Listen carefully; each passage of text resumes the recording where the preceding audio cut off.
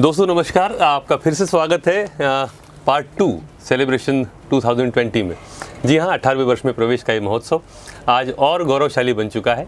जैसा कि हमने आपको बताया था कि हमारे बहुत महत्वपूर्ण, बहुत आदरणीय और बहुत ही शहर में जिनका सम्मान है, ऐसे सेलिब्रिटी गेस्ट हमारे बीच में आने वाले हैं। और उसी के मद्देनज़र हमारे बीच में आपके सामने जो उपस्थित हैं, बड़े ही आदर के साथ शहर इंदौर उन्हें देखता है। थाना भंवर कुआं टीआई आदरणीय इंद्रेश त्रिपाठी सर हमारे बीच में हैं, जो हज़ारों छात्र और उनके पालकगण हमसे इस इंटरव्यू सेशन में जुड़े हैं, इस लाइव सेशन में जुड़े हैं। उनका मैं सेशन 2 में फिर से अभिवादन करता हूं।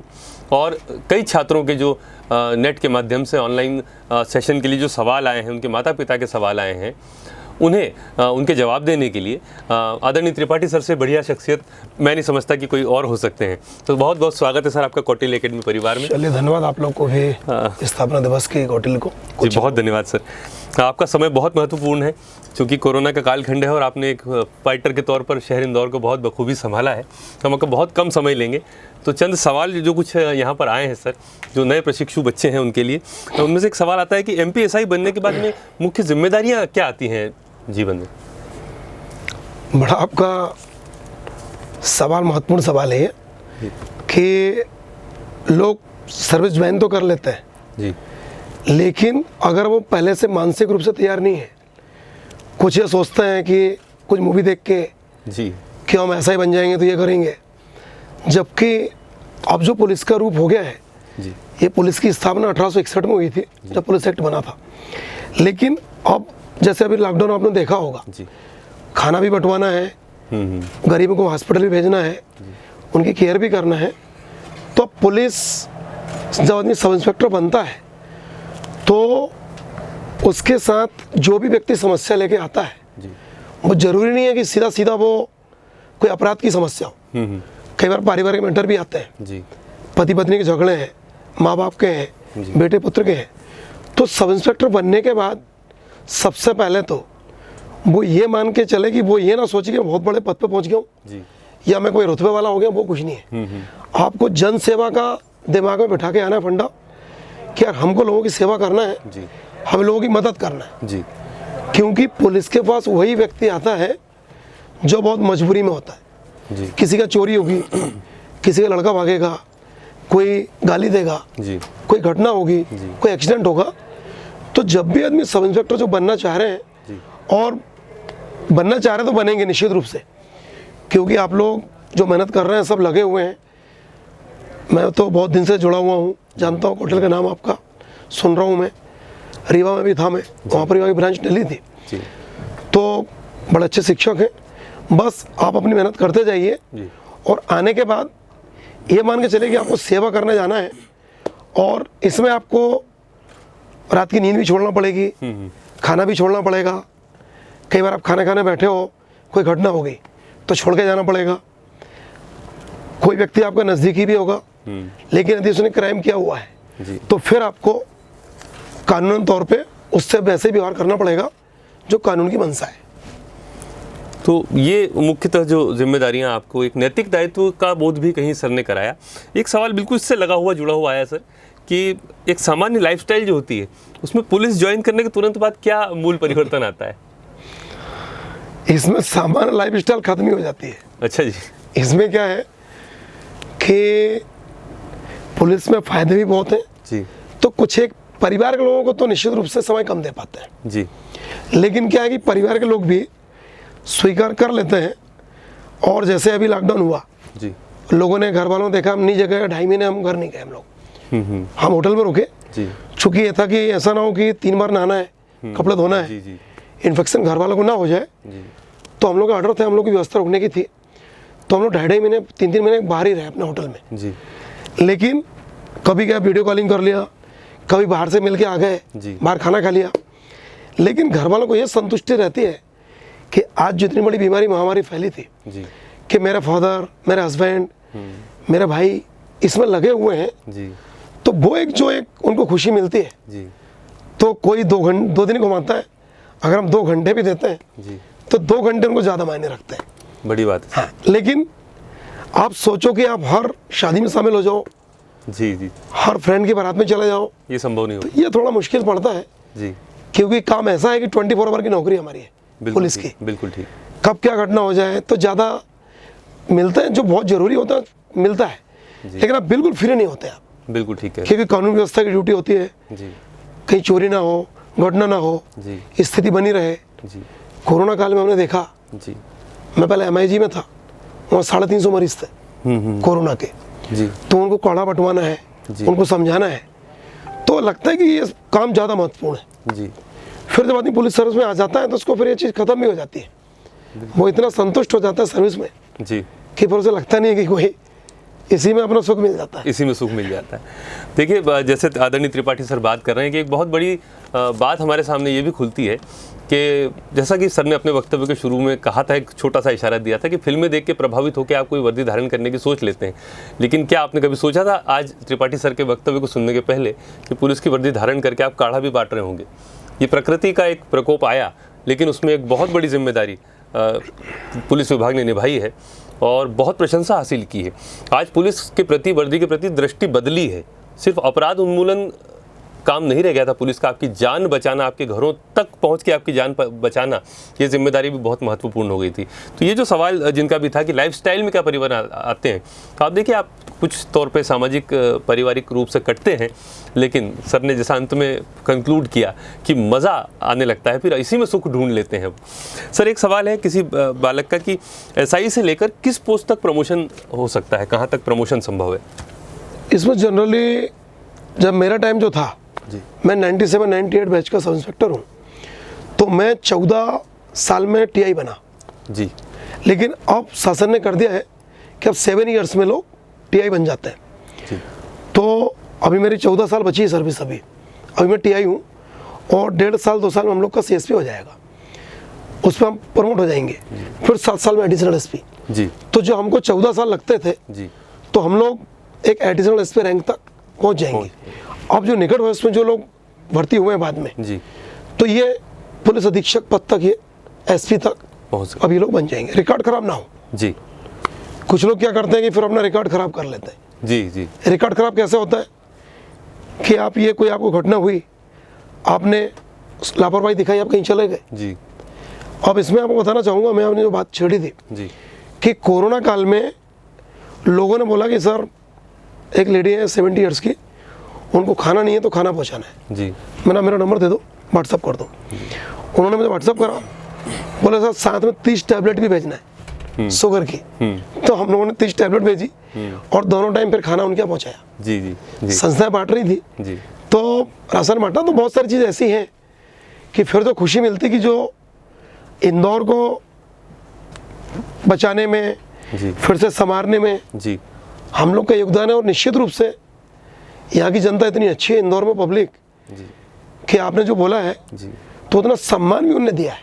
जी बिल्कुल बिल्कुल। अगर हम लोगों ने फ्लैग मार्च निकाला है जी तो उन्होंने कुंटलों फूल ऊपर से वो किए हैं, जी जी क्लैपिंग करी है लोगों ने खड़े होके, जी और जिंदाबाद मतलब तमाम वो हौसला अफजाई भी की है। और उसको बाकी में पुलिस की एक छवि अब चेंज भी हुई है, बिल्कुल बिल्कुल एक मानवीय रूप पुलिस का उभर के। बिल्कुल आया है सर। और ये पुलिस का रूप इतना बेकार था नहीं, जी लेकिन कहीं पिक्चर ने कर दिया, मूवी ने, पुलिस ये करती है, जी जबकि पुलिस हमेशा अच्छा ही करती है। जी जी तो अब लेकिन वो पब्लिक इस बात को स्वीकार करने लगी बिल्कुल।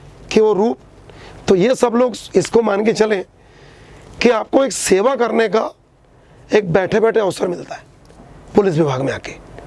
आपको अलग से कोई मंदिर नहीं जाना है, कोई दान पुण्य नहीं करना है। वाह, ये बड़ा दृष्टांत। अगर आप अच्छे से किसी की सुन लेते हो, जी क्योंकि जब व्यक्ति आता है थाने, जब भी व्यक्ति मुसीबत आती है तो पहले भगवान को याद करता है वो, और सेकंड नंबर पुलिस को, बिल्कुल ठीक।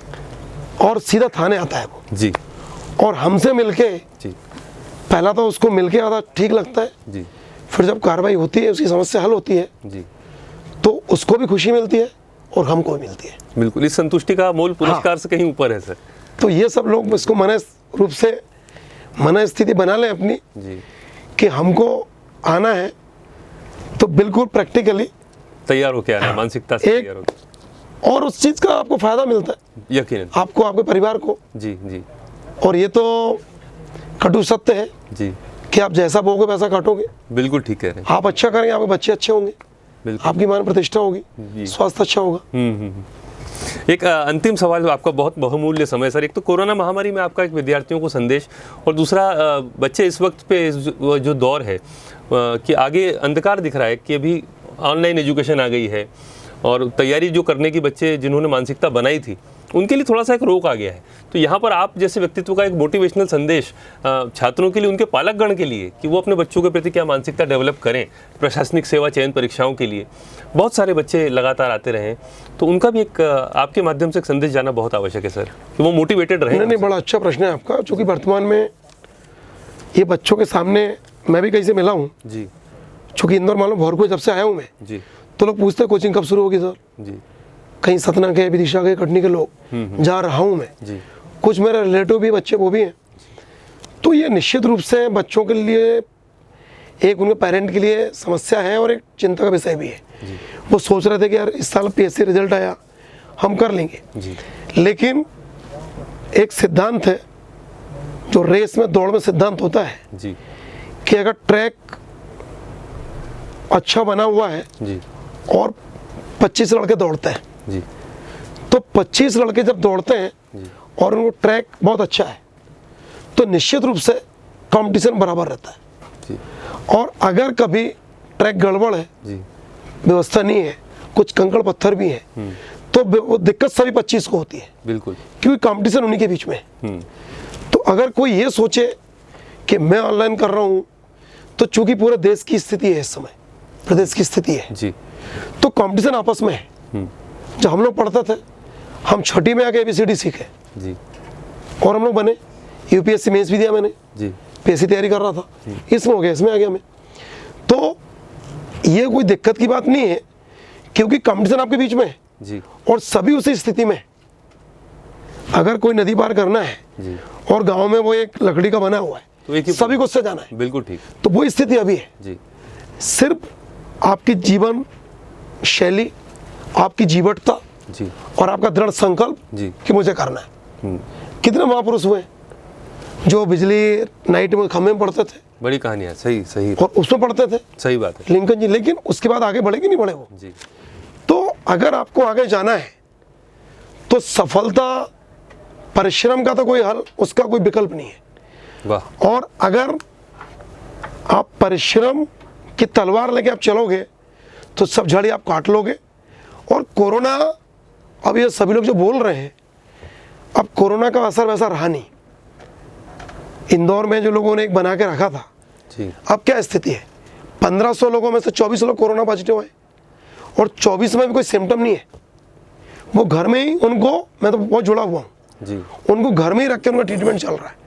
ट्रीटमेंट भी कुछ नहीं है, सिंपल है, काढ़ा पीना है, गर्म पानी पीना है। तो इसमें कोई ऐसी दिक्कत नहीं है। जी, लोग मुझसे बोला ट्रांसफर ले लो, कुछ लोगों लगे, मैंने क्या मतलब है। तो अगर आपकी इम्यूनिटी अच्छी है, जी, आपका रेजिस्टेंस पावर अच्छा है, तो एक कोरोना सर्दी जुकाम जैसा एक हो गया है। तो आप ये ना सोचें कि हम बच्चों को इंदौर भेज देंगे। आज हर जगह तो मिल रहे हैं, कहाँ नहीं है, कोई भी शहर उठा के देख लो आप, वहाँ पर मरीज है। जी, और जितने आप देखोगे, लेकिन आप ये देखो ठीक कितने हो रहे हैं। जी, अभी MIG में 380 करीब थे, जी, अब 20 लोग बचे हुए जी, जी, स्वस्थ हो रहे हैं। जबकि वो इलाका बड़ा संक्रमित इलाका कहला रहा था। अब वो सब रूटीन में आ गया वो। जी, हाँ, लेकिन लापरवाही नहीं रखना है, एक जीवन शैली बरताओ, अपना वो करना है, उसमें परिवर्तन करना है भाई। सोशल डिस्टेंसिंग रखना है, मास्क पहनना है, लोगों से क्लोज से मिलना नहीं है। कुछ परिवर्तन लोग कर भी चुके हैं, तो ये बिल्कुल नहीं। अगर मान लो अभी आप ऑनलाइन क्लासेस कर रहे हैं तो आप अपना करें, खुद से पढ़ाई करें और अपनी शंका जो आप पूछें, और जैसे ही क्लासेस शुरू होती है तो सावधानी सभी जगह रख रहे हैं लोग। मैं भी यहाँ आया हूँ जी, तो यहाँ पर भी भाई सैनिटाइज करके सब सोशल डिस्टेंसिंग में है, तो कोई डरने वाली बात नहीं है। और भविष्य से कहीं छोटी मोटी चीज़ों से कोई भविष्य खराब नहीं होता है। बस अपना उद्देश्य से भटकना नहीं है, संकल्प विकल्प नहीं करना है कि क्या होगा, पॉजिटिव सोच रखना है, सकारात्मक, ये सब अच्छा होगा। और जो ईश्वर है, जो सृष्टि का रचयिता है जो, तो ये तो सब छोटी मोटी चीज़ें हैं। कितनी बड़ी बड़ी चीज़ें आई हैं, महामारी पहले भी, प्लेग फैले हैं, हैजा फैले हैं, कहाँ कहाँ सूरत में हुआ है, कितनी जगह नहीं हुआ है, सुनामी आया है, तो क्या लोग खड़े नहीं हुए फिर से क्या? और हमारे हिंदुस्तान में तो लोग बड़े जीवट हैं। जी बिल्कुल। प्राचीन काल से इतने युद्ध हुए, इतने बार मिटे खड़े हुए हैं कि कोई असर नहीं पड़ता है। और हम लोग ईश्वरवादी भी हैं और पुरुषार्थी भी हैं। तो सबको टेंशन छोड़ के एक सूत्री कार्यक्रम, जिनके अच्छे रिजल्ट आ गए, मेंस की तैयारी करें, और जो नहीं हो पाए हैं उन्हें इसकी फिर से प्री करें। बिल्कुल ठीक। ये तो एक रसरी आवत जाति सिल पर पड़त निशान वाला काम है। आप कंटिन्यू करते चलिए, और कब एकदम से आप निकल जाएंगे जी तो पता नहीं पड़ेगा। तो सभी को बहुत बहुत शुभकामनाएं। सभी लोग अच्छे प्रशासनिक अधिकारी बने और सब इसको दिमाग से निकाल दें कोरोना को, और सब मेहनत करें, सभी सफल हों। देखिए, एक आज मैं स्वयं बड़ा हैरान हूँ कि सर के वक्तव्य में जहाँ आप सामान्य तौर पर जो नए बच्चे हैं, आप तो जानते हैं पुलिस के बारे में, लेकिन जो पालकगण इत्यादि सुन रहे हैं, जो अन्य लोग, हज़ारों लोग इस लाइव को सुनेंगे, आप सभी ने एक बात नोटिस की होगी कि सर की वर्दी के अंदर छुपा हुआ एक विचारक, एक तत्ववेत्ता भी आज हमसे रूबरू था। और उन्होंने जिस तरीके से अपनी बात को रखा है, उन्होंने ये भी कहीं साबित किया कि उनका अध्ययन है, ग्रंथ पर भी, ईश्वरवाद की भी उन्होंने बात की। तो अपनी आस्थाएं अपने जागृत रखिए और बने रहिए लगातार, तो ज़िंदगी आपकी होगी, सफलता आपकी होगी। यही आदरणीय त्रिपाठी सर का मूल संदेश हम प्राप्त करते हुए बहुत ही आदर भाव के साथ आदरणीय त्रिपाठी सर के प्रति भी अपनी शुभकामनाएं व्यक्त करते हैं सर, कि आप जहाँ भी जिस भी प्रशासनिक पद पर रहें, हमारी शुभकामनाएं आपके साथ हैं। और आप उम्मीद क्या, हमारा विश्वास है कि आप जहाँ भी रहेंगे वो क्षेत्र, वो परिक्षेत्र बहुत सुंदर और अनुशासित परिक्षेत्र होगा। आपका बहुत बहुत धन्यवाद सर, हमारे स्थापना दिवस समारोह में पधारने के लिए। Thank you.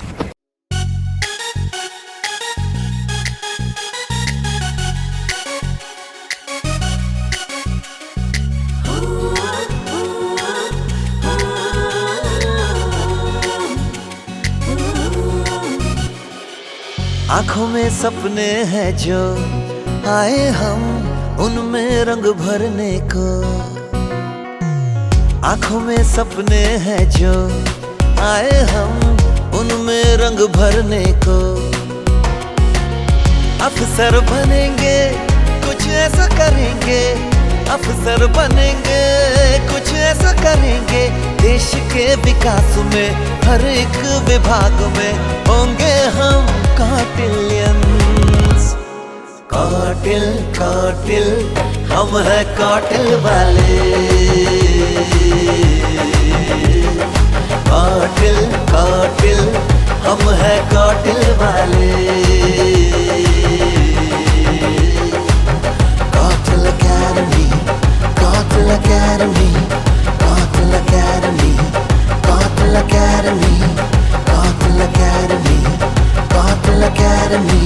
IAS, IPS, MPPSC, MPSI, NDA और बैंकिंग भी टॉपर बनते हैं जहां मिलती है रैंकिंग भी। खुले आंखों के सपने सच होते हैं यहाँ, ऐसा कॉटिल एकेडमी मिलेगा कहाँ। देश के विकास में हर एक विभाग में होंगे हम कॉटिलियंस, होंगे कॉटिलियंस। अक्षरों के मोतियों से ज्ञान की माला बनाए,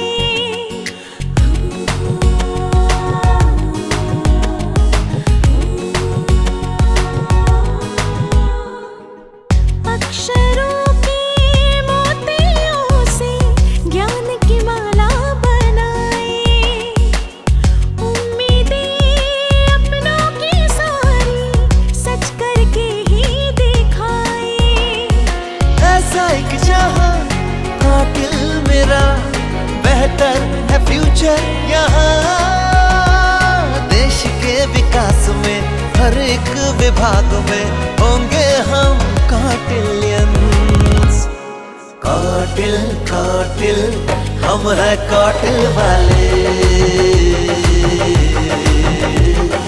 कॉटिल कॉटिल हम है कॉटिल वाले। Kautil academy, Kautil academy, Kautil academy, Kautil academy, कॉटिल कॉटिल हम है कॉटिल वाले।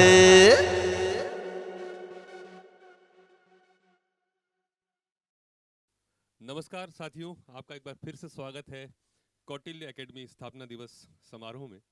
17 वर्ष कौटिल्य एकेडमी ने अपने पूरे किए हैं गौरवशाली इतिहास के साथ। अनगिनत सफल छात्रों का एक इतिहास। प्रशासनिक सेवा चयन परीक्षाओं में देश का अग्रणी यानी नंबर 1 संस्थान कौटिल्य एकेडमी आप सभी का आत्मीय अभिवादन करता है। आप सभी जानते हैं कि कल यानी 1 जुलाई से इस समारोह का शुभारंभ हुआ है। प्रतिवर्ष हम लोग उसको बहुत बृहद स्तर पर मनाते आए हैं। बहुत बड़े स्टेडियम्स में हज़ारों छात्रों की उपस्थिति होती है, जहां पर बहुत बड़े बड़े नाम हमारे मंच पर होते हैं। लेकिन इस वक्त देश की परिस्थितियों को देखते हुए जो वर्तमान परिदृश्य है, वहाँ से बहुत आवश्यक है कि हम आपसे जुड़े रहें, लेकिन ऑनलाइन माध्यम से ही ये संभव हो पाता। इसलिए कल हमारी शुरुआत हुई, जहाँ कुछ संगीत की प्रस्तुति आपने सुनी शोएब खान जी से। साथ ही प्रबंध निदेशक महोदय सिद्धांत जोशी सर ने आप सभी को उद्बोधन दिया। आदरणीय मनमोहन जोशी सर जो हमारे सीईओ हैं, उन्होंने अपना उद्बोधन दिया। श्रद्धेय सुनील तिवारी सर, राष्ट्रीय समन्वयक कौटिल्य एकेडमी, आपसे रूबरू हुए।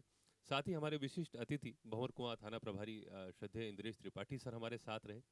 माय एफएम आरजे विनी बतौर विशिष्ट अतिथि हमारे साथ कल जुड़ी रहीं, और बहुत सारी गतिविधियों के साथ कल का समारोह संपादित हुआ। आज दूसरा दिन है। मैंने आपको बताया था कि हम लगातार 7 दिन तक इस महोत्सव को इस वर्ष मना रहे हैं, और आज भी एक ऐसा ही अनूठा दिन है जब हमारे पास बहुत विशिष्ट मेहमान हैं। कौटिल्य एकेडमी का जुड़ाव सदैव ही साहित्यिक गतिविधियों के साथ रहा है। आप सभी जानते हैं कि विभिन्न काव्य मंचों पर, साहित्यिक गतिविधियों में, लिटरेचर फेस्टिवल्स में, जहाँ पर भी साहित्य के प्रति अनुराग की भावना हो, बात हो, वहाँ कौटिल्य एकेडमी का नाम सदैव जुड़ा रहा है। और हमारे अतिथि भी इसी प्रकार की सम्माननीय श्रृंखला के लोग होते हैं। आज भी मैं आपको रूबरू कराने जा रहा हूँ कौटिल्य एकेडमी स्टूडियो से कुछ ऐसे ही विशिष्ट साहित्यिक अतिथियों से। हालांकि वे हमारे पारिवारिक सदस्य ही हैं, सदैव उनका जुड़ाव एकेडमी के साथ रहा है, और बहुत ही युवा ऊर्जा से परिपूर्ण हमारे प्रथम अतिथि आज जो हैं, वो एक बहुत ही छोटी आयु में प्रसिद्ध हुए कवि हैं। तो आइए मैं आपका उनसे परिचय कराता हूँ। हमारे साथ आज उपस्थित हैं संदीप सांदीपनी जी, जिन्होंने काव्य पाठ किया है विभिन्न प्रांतों में, यानी राजस्थान, महाराष्ट्र, मध्य प्रदेश में बड़ी धूम है इनके काव्य पाठ की। लगभग 100 से अधिक मंचों पर इनका काव्य पाठ अभी तक हो चुका है इस आयु में। और मध्य प्रदेश के दूरदर्शन यानी भोपाल द्वारा आयोजित काव्यांजलि में काव्य पाठ आपके लिए एक गौरवशाली अवसर रहा है। इंदौर दूरदर्शन में भी आपका काव्य पाठ हो चुका है। राज्य स्तरीय कई सारे टीवी चैनल्स पर आप संदीप सांदीपनी से मिल चुके हैं।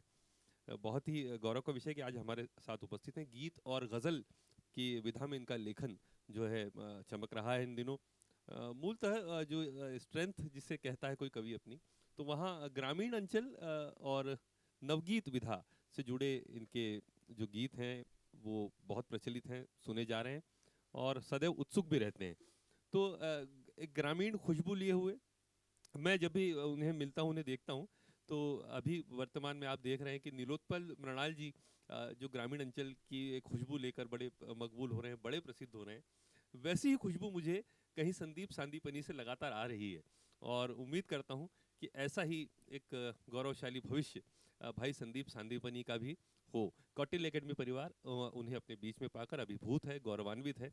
कौटिल्य एकेडमी स्टूडियो में मैं उनका स्वागत कर रहा हूँ। आप सभी जहाँ से इसे देख रहे हैं, इस प्रसारण को, अपने साथियों को जोड़ सकते हैं वॉच पार्टी के माध्यम से, यूट्यूब, इंस्टाग्राम को शेयर करते हुए।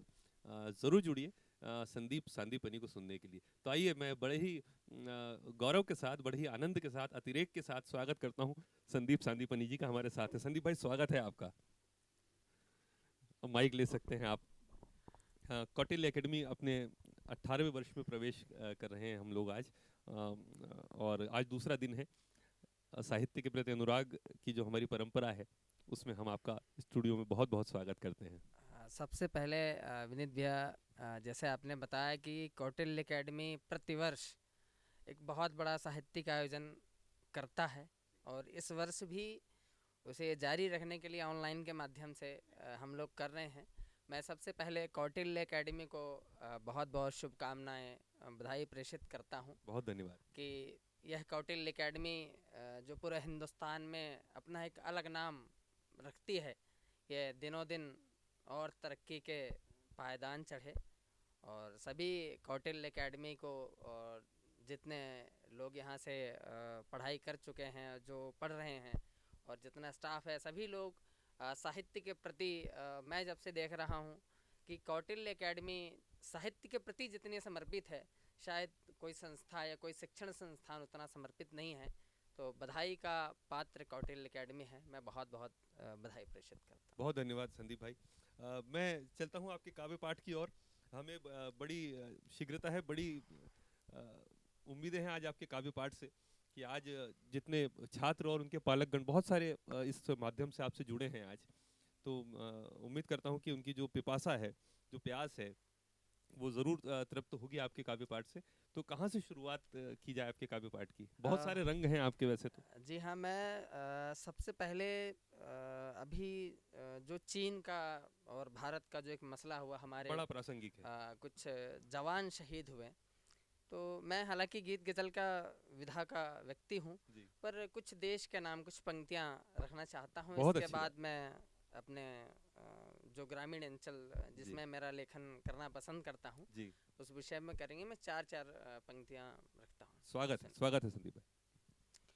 धोके गंगा से मन अपना चंगा करो, हौसलों को उड़ाओ, पतंगा करो।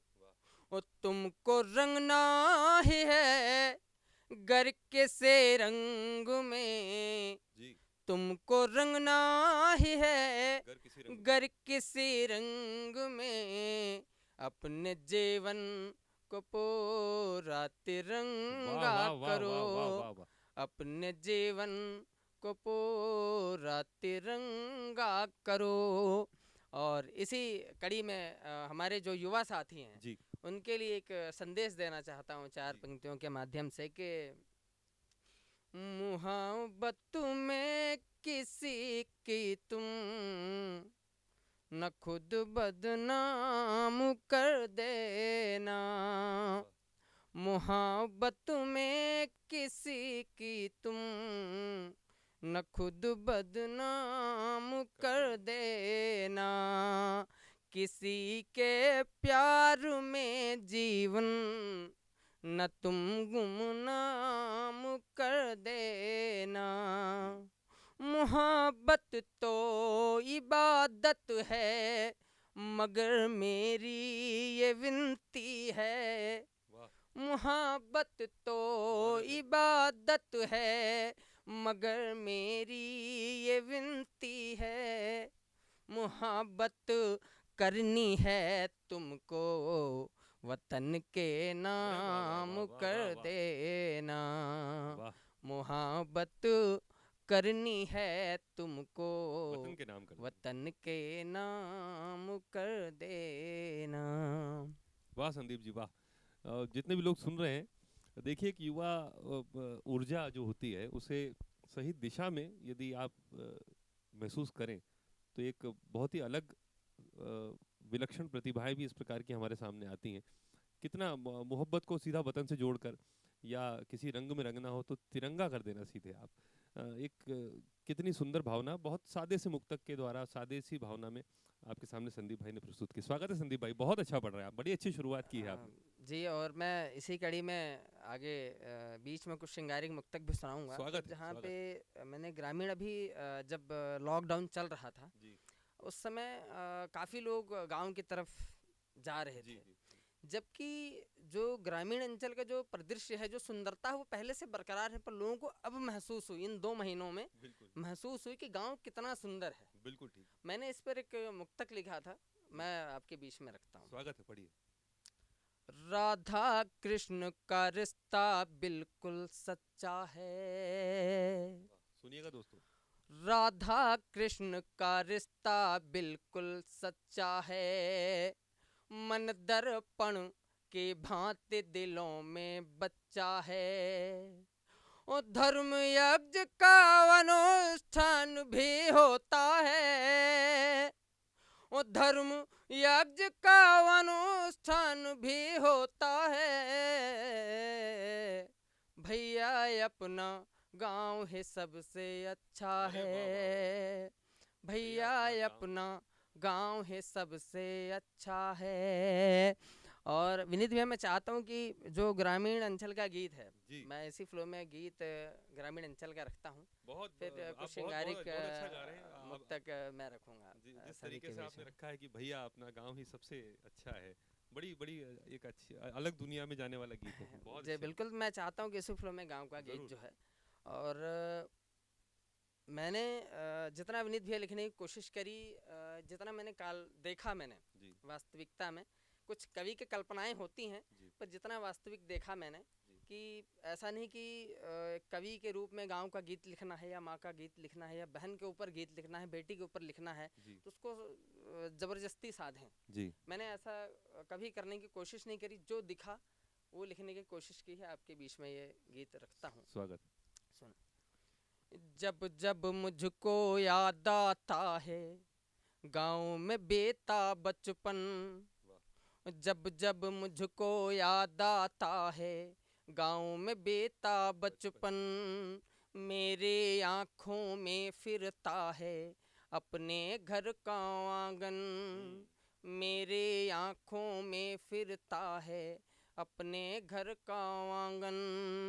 और बंदे कहें कि याद आता है गांव के पहले छोर पे अपनापन घट, आज भी सुन लेते हैं चलती आवाज़ों के रेहट, और दूसरे छोर पे खेते हैं सारे और नदी का वो तट, इंसानी रिश्तों के द्वार भी गांव ने खोले सब पट, राधा कृष्ण के रिश्ते भी, राधा कृष्ण के रिश्ते भी सदा रहे हैं पावन, मेरे आँखों में फिरता है अपने घर का आंगन, मेरे आँखों में फिरता है अपने घर का आंगन। और इस समय का जो परिदृश्य चल रही है, बुवाई चल रही है इस माह में भी, और जब लॉकडाउन लगा उस टाइम भी गेहूं कटाई चल रही थी, तब उस समय का एक बंद देखें कि शाम तलक वो कर लेता है दिन भर की मजदूरी, और मेहनत कश की हो जाती है उस दम मेहनत पूरी, और फसल कटने से होगी कम प्रकृति से दूरी, वरना जीवन गाथा भी मुझको लगती अधूरी, गांव की याद आते ही लगता, गांव की याद आते ही लगता भीगा भीगा ये मन, मेरे आँखों में फिरता है अपने घर का आंगन, मेरे आँखों में फिरता है अपने घर का आंगन। और ये बंद देखें कि गांव के नदियाँ कल कल करके मधुरम गान सुनाती हैं, और नथनी वाली मछली जल में अपना नृत्य दिखाती है, नथनी वाली मछली जल में अपना नृत्य दिखाती है, और शाम पहर होते ही चिड़िया दाना चुग उड़ जाती है, और सुबह पहर में कोयल काली कुहू कुहू फिर गाती है, और 12 मास की सुंदरता में, 12 मास की सुंदरता में फीका पड़ गया सावन, मेरे आँखों में फिरता है अपने घर का आंगन, मेरे आँखों में फिरता है अपने घर का आंगन। और इस गीत का एक आखिरी बंद रखता हूँ कि शहर में रह रहे लोग क्या सोचते हैं, हालांकि गांव से बहुत प्रेम करते हैं, पर शहर में उनको क्या महसूस होता है, तब बंद रखता हूँ कि आज भी मुझको याद आती है पीपल की वो छाया, डसने लगती है फिर मुझको खुद मेरी ही काया, और शहर में ढूंढता रहता हूँ मैं खुद मेरा ही साया, ऐसा लगता है कि मुझको राम मिले ना माया। ओ शायद मेरा चेहरा मुझसे, शायद मेरा चेहरा मुझसे मांग रहा है दर्पण। अरे वाह, वाह, वाह। मेरे आँखों में फिरता है अपने घर का आंगन। मेरे आँखों में फिरता है अपने घर का अपने घर का आंगन। अरे वाह। देखिए कितने खूबसूरती से कितने प्यारे उदाहरण हैं। छाया है, माया है, काया है, और आपका चेहरा जब आपसे ही दर्पण मांगने लगे तो कितना एक बहुत अच्छे वर्तमान परिदृश्य पे ये काव्य रचा गया होगा। मजदूरों का जो पलायन हमने देखा, एक शहर से गांव की तरफ वापस लौट जाने की जो भावना संभव है मृत्यु के डर से हुई हो या अपनों को खो देने के डर से हुई हो, लेकिन वो परिदृश्य हमने देखा है। कई शहरों में जो लोग बसे हैं, बड़ी बड़ी कंपनीज में काम कर रहे हैं, अच्छे अच्छे उच्च पदों पर आसीन है, बड़ा पैसा कमा रहे हैं, लेकिन जैसे ही ये आपत्ति आई, कोविड-19 वाला फेज आया, तो हमारे पूरे देश ने देखा कि घर लौट जाने की इच्छा बड़ी तेजी से प्रबल हो उठी। लोग, हर कोई अपने घर पहुंच जाना चाहता था। बिहार से, गोरखपुर से, उत्तर प्रदेश से आके लोग बॉम्बे जैसे शहरों में, बड़े बड़े हाईटेक सिटीज़ में, बेंगलोर में, इंदौर जैसे शहरों में सभी को अपने घर जाने की ललक बड़ी प्रबल हो उठी थी। कारण है वो जो पीपल की छांव है, वो जो झूले झूलना है, वो जो रहट की आवाज़ें आपके काव्य में आ रही हैं, वो जो पनघट, वो नदी का दूसरा छोर जहाँ दिख रहा है इनके कवित्व में, इनके साहित्य में, दरअसल वही है। हम जो मूल भारतीय हैं, हमारी परंपरा गांव से ही आती है। वहाँ की जो सौंधी मिट्टी की खुशबू है, पहली बारिश की जो खुशबू है, वो आप शहरों की प्लास्टिक लाइफ में नहीं पा सकते।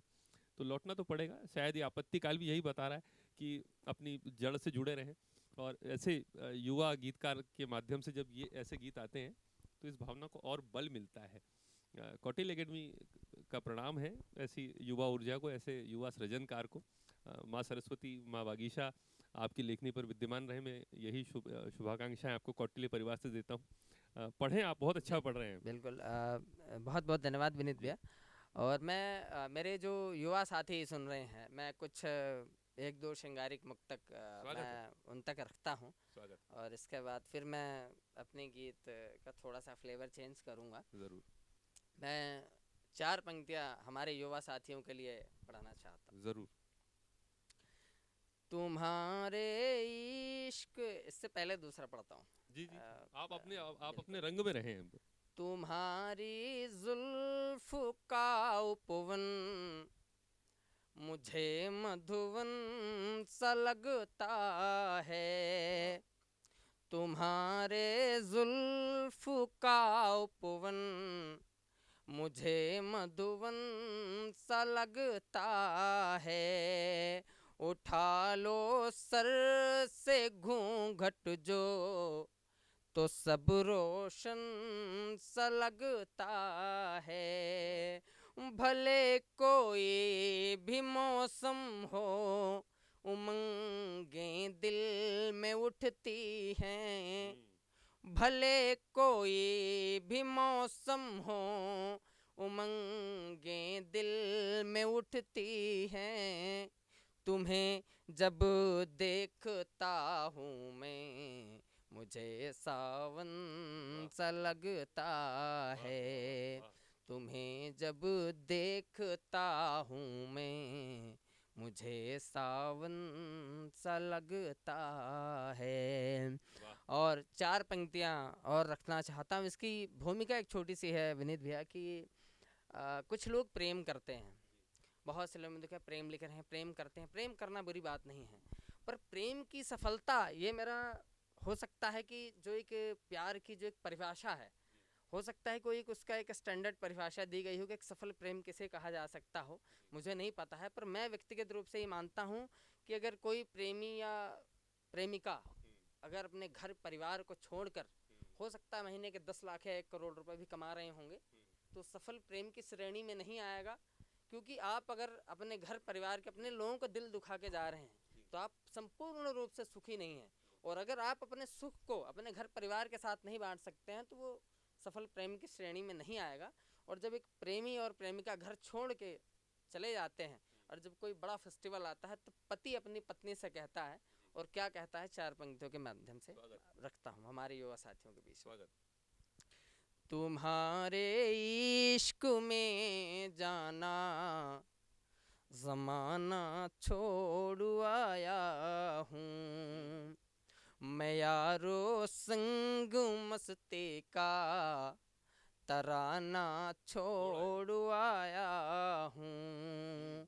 मिली खुशियाँ तुम्हें पाकर मगर मायूस है दिल ये, मिली खुशियाँ तुम्हें पाकर मगर मायूस है दिल ये, तुम्हें घर ले तो आया पर घराना छोड़ आया हूँ, तुम्हें घर ले तो आया पर घराना छोड़ आया हूँ। और इसी क्रम में एक 4 पंक्तियाँ भगवान श्री कृष्ण और उद्धव का संवाद करीबन सभी ने सुना है। स्वागत है। और उद्धव और गोपियों के बीच में मैं आपको थोड़ा सा इंटरप्ट करते हुए थोड़ा सा क्षमा प्रार्थी हूँ, लेकिन मैं कहीं एक दूसरी जगह पर गया था यहाँ सोचते हुए कि देखिए कौटिल्य एकेडमी परिसर में हम लोग इस समय बैठे हैं। एक शैक्षणिक परिदृश्य है ये। यहाँ प्रेम की बात भी हुई, इश्क की बात भी हुई, मोहब्बत की बात भी हुई, लेकिन संस्कारों से जुड़कर पढ़ा गया इससे। इस वक्त का जो दौर है जिसे दरअसल हम साहित्य या संगीत मान लेते हैं, वर्चुअली या जो दुनिया चल रही है, करोड़ों का जहाँ बिजनेस होता है, फिल्म जगत माना जाता है उसको, वहाँ पे भी बात की जा रही है, पर सात्विकता से कृष्ण मीरा को, कृष्ण राधा को परिभाषित किया जाना, प्रेम को परिभाषित किया जाना, जैसे युवा सृजन से भी एक बात निकल के आई कि तुम्हें घर ले तो आया पर घराना छोड़ आया हूँ। तो कहीं ना कहीं एक युवा प्रेम के लिए संदेश भी इस कवित्व में निहित है। घर से, जड़ से जुड़े रहने की जो बात लगातार मैं कर रहा हूँ, वो संदीप के काव्य में हमें देखने को मिलती है। कौटिल्य एकेडमी परिसर सदैव एक संस्कारित परिसर रहा है और इस परिसर ने सदैव पल्लवित किया है, पोषित किया है ऐसी ही प्रतिभाओं को जिन्होंने अपने संस्कारों में रहकर सृजन किया है।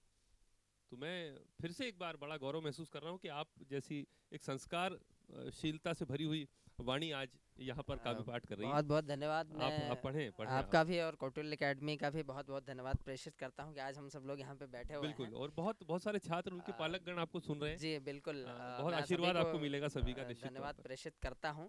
मैं 4 पंक्तियाँ रखता हूँ। उद्धव और गोपियों के बीच में क्या संवाद होता है, 2 पंक्ति में उद्धव जी और 2 पंक्ति में गोपियाँ जवाब देती हैं। मैं सीधे सीधे पंक्तियाँ रखता हूँ। उद्धव ने कहा ज्ञान से मिलता है परमानंद, उद्धव ने कहा ज्ञान से मिलता है परमानंद, और छलिया है कान्हा देखो तुम भक्ति में बाबा नंद। गोपी ने जवाब दिया तब कि गोपी ने कहा ज्ञान सदा है नहीं सुख में, गोपी ने कहा ज्ञान सदा है नहीं सुख में, हमको तो आ रहा है अब विरहा में भी आनंद, हमको तो आ रहा है अब विरहा में भी आनंद। और इस मुक्तक के बाद में हमारे जितने युवा साथी सुन रहे हैं, मैं उनको एक माँ का गीत जो है, मैं बिल्कुल ही अलग तरीके से, मैं ये भी ग्रामीण अंचल में लेके चलूँगा माँ का गीत में भी। तो मैं वो एक छोटा सा गीत और आपके बीच में रखता हूँ। जी स्वागत। जाने कितनी तकलीफों को झेला है, जाने कितनी तकलीफों को झेला है, माँ का आंचल खुशियों का मेला है, माँ का आंचल खुशियों का मेला है। बंद देखें कि चूल्हे के धुएं से आँख टपकती रहती है, उन्हें बूंद फिर भी उसके आंचल से बरसती रहती है।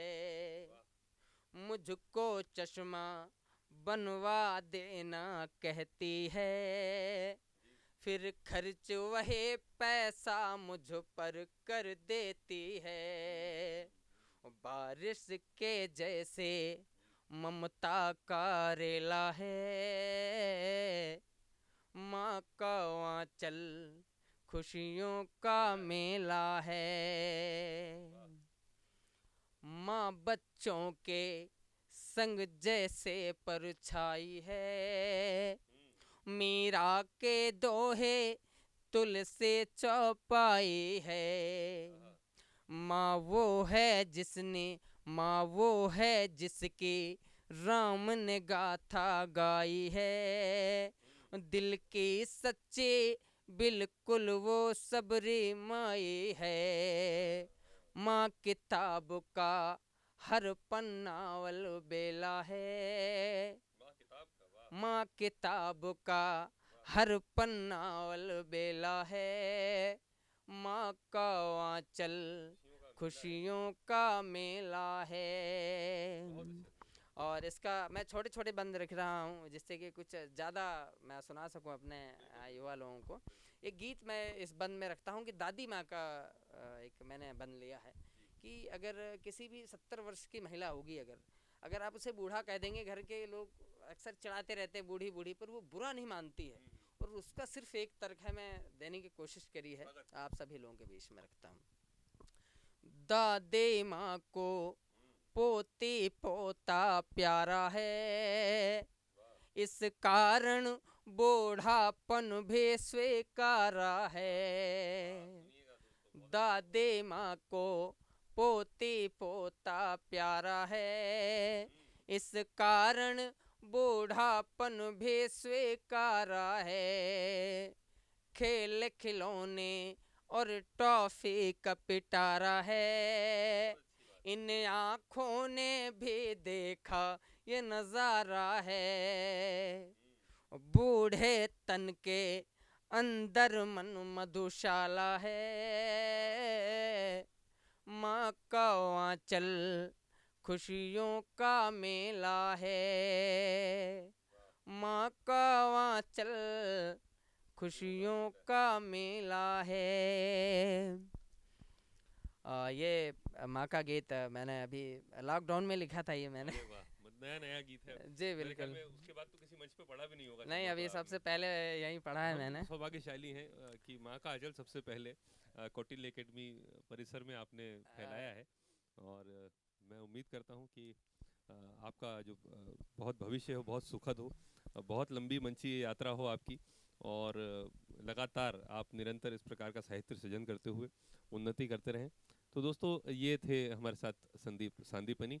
उम्मीद करता हूँ कि आप सभी को इनका काव्य पाठ हृदय तक आपके गया होगा, और आप सभी ये दुआएं, ये प्रार्थनाएं, इनके लिए अपना आशीर्वाद जो बड़े सुन रहे हैं उनसे अपेक्षा करता हूँ कि संदीप सांदीपनी जैसे युवा के लिए आप सभी का आशीर्वाद बड़ी मात्रा में हमें प्राप्त होगा और संदीप को प्राप्त होगा। और लगातार हमारा ये प्रयास आपको कैसा लगा कि संदीप जैसी प्रतिभा से आपका परिचय हुआ।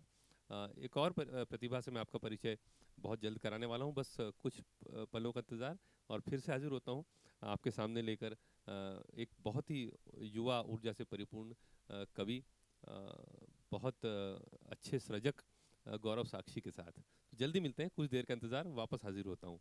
बहुत बहुत धन्यवाद। धन्यवाद संदीप, आप हमारे बीच में आए। जी बिल्कुल। और कौटिल्य एकेडमी परिवार के साथ बने रहें। हमारी शुभकामनाएं सदैव आपके साथ हैं।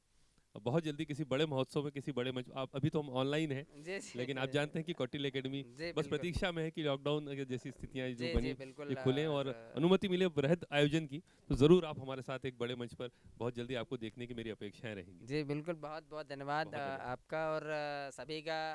ये कौटिल्य एकेडमी का ही एक प्रयास था नहीं कि आज हम लोग ऑनलाइन माध्यम से हैं, लोगों से जुड़े हुए हैं, ये सबसे महत्वपूर्ण है। और जैसे लॉकडाउन खुलेगा, कौटिल्य एकेडमी तो साहित्यिक सेवा में हमें शुरू से लगे हुए हैं और रहेगा ही। मैं कौटिल्य एकेडमी को और जितने हमारे युवा साथी, जो भी श्रोता हमें सुन रहे थे, मैं उन सभी को प्रणाम करता हूँ, धन्यवाद देता हूँ। बहुत धन्यवाद। जल्दी मिलते हैं, कुछ पलों का इंतजार और मिलते हैं गौरव साक्षी जी से कौटिल्य एकेडमी स्टूडियो से लाइव। बने रहिए हमारे साथ। धन्यवाद। आज एसपी मैम चार्ज ले रही है, सब तैयारियां हो गई है ना? जी सर।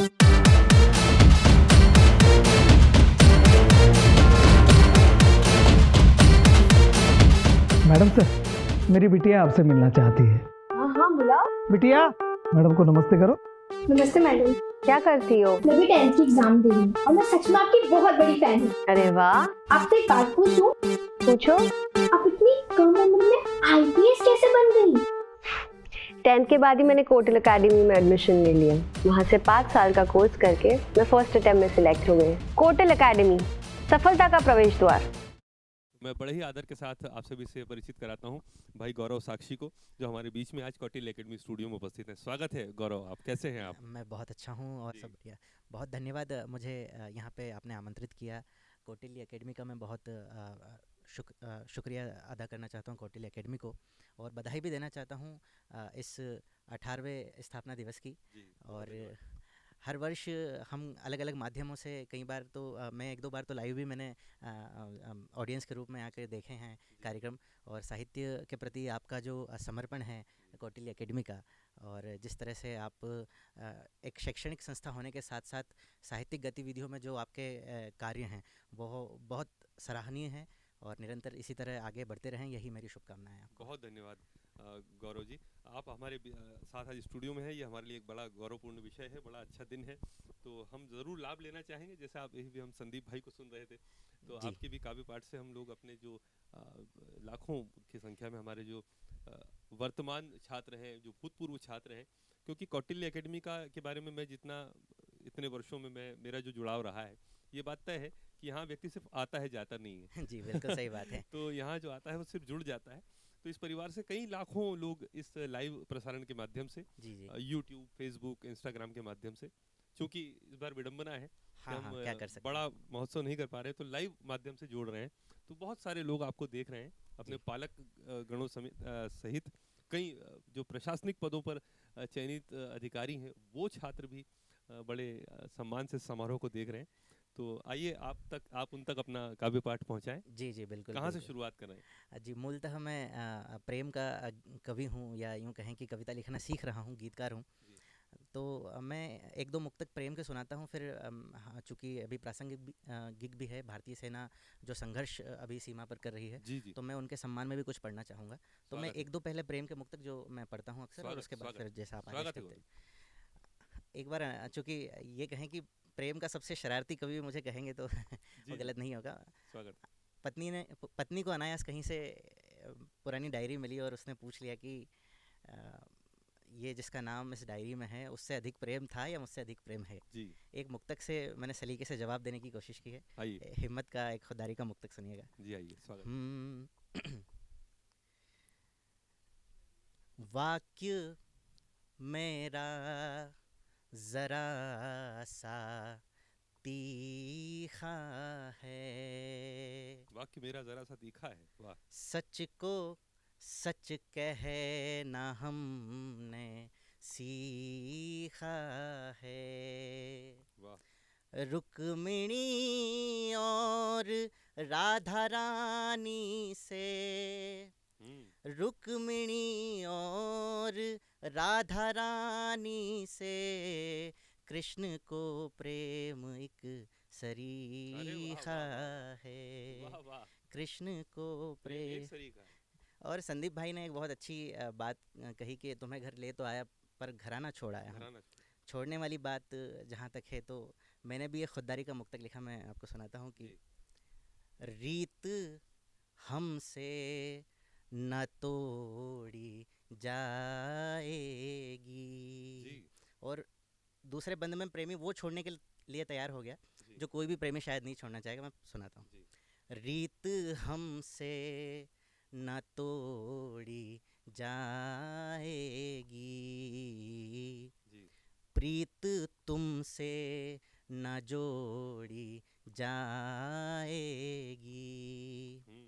आदतें कुछ बहुत पुरानी है, आदतें कुछ बहुत पुरानी है, एकदम से न छोड़ी जाएगी, एकदम से न छोड़ी जा। और आदरणीय विनीत भैया, हाल ही के दिनों में जहाँ जहाँ मैं गया, मेरा एक मुक्तक है जो युवा वर्ग में बहुत पसंद किया जाता है। जैसा कि मैंने कहा, मैं एक शरारती कवि हूँ, ऐसा कह सकते हैं। तो मेरी इच्छा है कि मैं वो मुक्तक आपको सुनाऊं। बिल्कुल पढ़ें, जहाँ न पहुँचे रवि वहाँ पहुँचे कभी कहा जाता है। जी जी, तो मैं सुना देता हूँ, जितने भी युवा साथी हैं उन तक ये पहुँचे कि बात यह है एक दशक पुरानी है। 10 साल हो गए, ये सच है या ये क्या सत्य घटनाओं पे आधारित? भैया इसको मैं ऐसे कहूँगा कि लगभग सच है। सुनिएगा भैया, बात यह है एक दशक पुरानी है, बस तुम्हें याद भर दिलानी है। मेरे कांधे पे जो खरोंच सी है, मेरे कांधे पे जो खरोंच सी है, वो तेरे प्यार की निशानी है, वो तेरे प्यार की निशानी है। और एक सैनिक क्या सोचता होगा जब वो सीमा पर खड़ा रहता होगा। कोई पैसा या कोई छोटा मोटा लालच, सिर्फ पैसा कमाने के लिए कोई अपनी जान नहीं देता सर। उसके मन में क्या प्रेरणा रहती होगी, एक मुक्तक में उनकी तरफ से भी पढ़ना चाहता हूँ, क्या सोचता है एक सैनिक। ये आपने एक बहुत अच्छा पॉइंट उठाया है कि कई ऐसे वक्तव्य आते हैं, कई मूर्खतापूर्ण वक्तव्य आते हैं जी, कि सेना की भी नौकरी तो नौकरी होती है। नहीं बड़ी क्रोध सा बड़ा आता है ऐसे वक्तव्य सुनकर। जैसे कि आपने बड़ा अच्छा बात बोली कि सिर्फ पैसे के लिए कोई जान गंवाने तो नहीं जाएगा ना। बिल्कुल सही बात है। तो सीमा पे अभी मैं याद दिलाना चाहूँगा कि एक अकेला सरदार, बड़ा श्रद्धा है मेरी सिख पंथ के प्रति जी, और ये और बड़ी हो गई जब एक मैंने देखा कि सिर्फ कृपाण के सहारे 20 सैनिकों को लगभग एक अकेले गुरतेज ने लेटा दिया, चीनी सैनिकों को। तब मुझे लगता है कि भारतीय सेना का जवान सिर्फ नौकरी करने नहीं जाता वहाँ पे। नहीं सर, जहाँ पर आपको हथियार ले आने की परमिशन नहीं थी, वहाँ कील लगे हुए डंडों से हमला हुआ हमारे सैनिकों पर, काफ़ी सैनिक हताहत हुए। और बिना हथियार के लड़ने वाले जो जाबाज होते हैं, उन सैनिकों के परिवारों के प्रति आपकी श्रद्धा नहीं है तो कम से कम कुप्रचार न करें आप। बिल्कुल सही बात है। मतलब या तो चुप रहें या सेना का सम्मान करें। दूसरे देशों में परंपरा है कि सैनिक कहीं एयरपोर्ट या लॉन्च में दिख जाते हैं तो लोग उनके सम्मान में खड़े हो जाते हैं, रास्ता दे देते हैं, लाइन में सबसे आगे उनको स्थान दे देते हैं, क्योंकि सेना की सिर्फ वर्दी का सम्मान वहाँ किया जाता है। बिल्कुल सही बात। तो ये हमें जागृत करना होगा ये भाव। हम देखते हैं कि ट्रेन में बाथरूम के कंपार्टमेंट के पास में सैनिक अपना बिस्तर लगा के कई बार सो रहे होते हैं और बाकी लोग आराम कर रहे होते हैं। ये क्या है? ये कम से कम इतना सम्मान हमें जागृत करना होगा कि सैनिक हो तो आप अपनी रिजर्व सीट छोड़कर सैनिक को पहले सीट दे दीजिए, क्योंकि वो बॉर्डर से आ रहा है, शायद अपने घर 2 दिन की छुट्टी में मिलने जा रहा हो। तो बिल्कुल आपके गीत का स्वागत है। मैं मुक्तक एक सुनाना चाह रहा था। सिर्फ पैसा या ये कहें कि किसी पद की लालसा में वो सरहद पे नहीं खड़ा होता, उसके मन में जो प्रेरणा होती है वो ये होती है, ना मेरे मन में इष्ट जन आए। और दूसरी चीज़ वो नकारता है जिसके लिए हम दिन रात लड़ रहे हैं जी। ना प्रभु आपका भजन आए। फिर क्या है, जब कभी प्राण तन से निकले तो, जब कभी प्राण तन से निकले तो, मेरे होठों पे बस वतन आए, मेरे होठों पे बस वतन आए। और मैंने बहुत पहले 2 छंद लिखे थे, मैं भारतीय सेना के सम्मान में वो पढ़ता हूँ, फिर मैं पुनः कुछ गीत आपको सुनाऊंगा प्रेम के। मैंने लिखे थे कि क्या है भारतीय सेना और किस तरह से वह सीमा पर हम सब लोगों की रक्षा करती है। बिल्कुल सुनिएगा। शौर्य पराक्रम की अनुपम अनूठी मिसाल है हिंद की सेना। वाह वाह वाह। शौर्य पराक्रम की अनुपम अनूठी मिसाल है हिंद की सेना, जल धरा नभ तीनों ही रूपों में खूब कमाल है हिंद की सेना।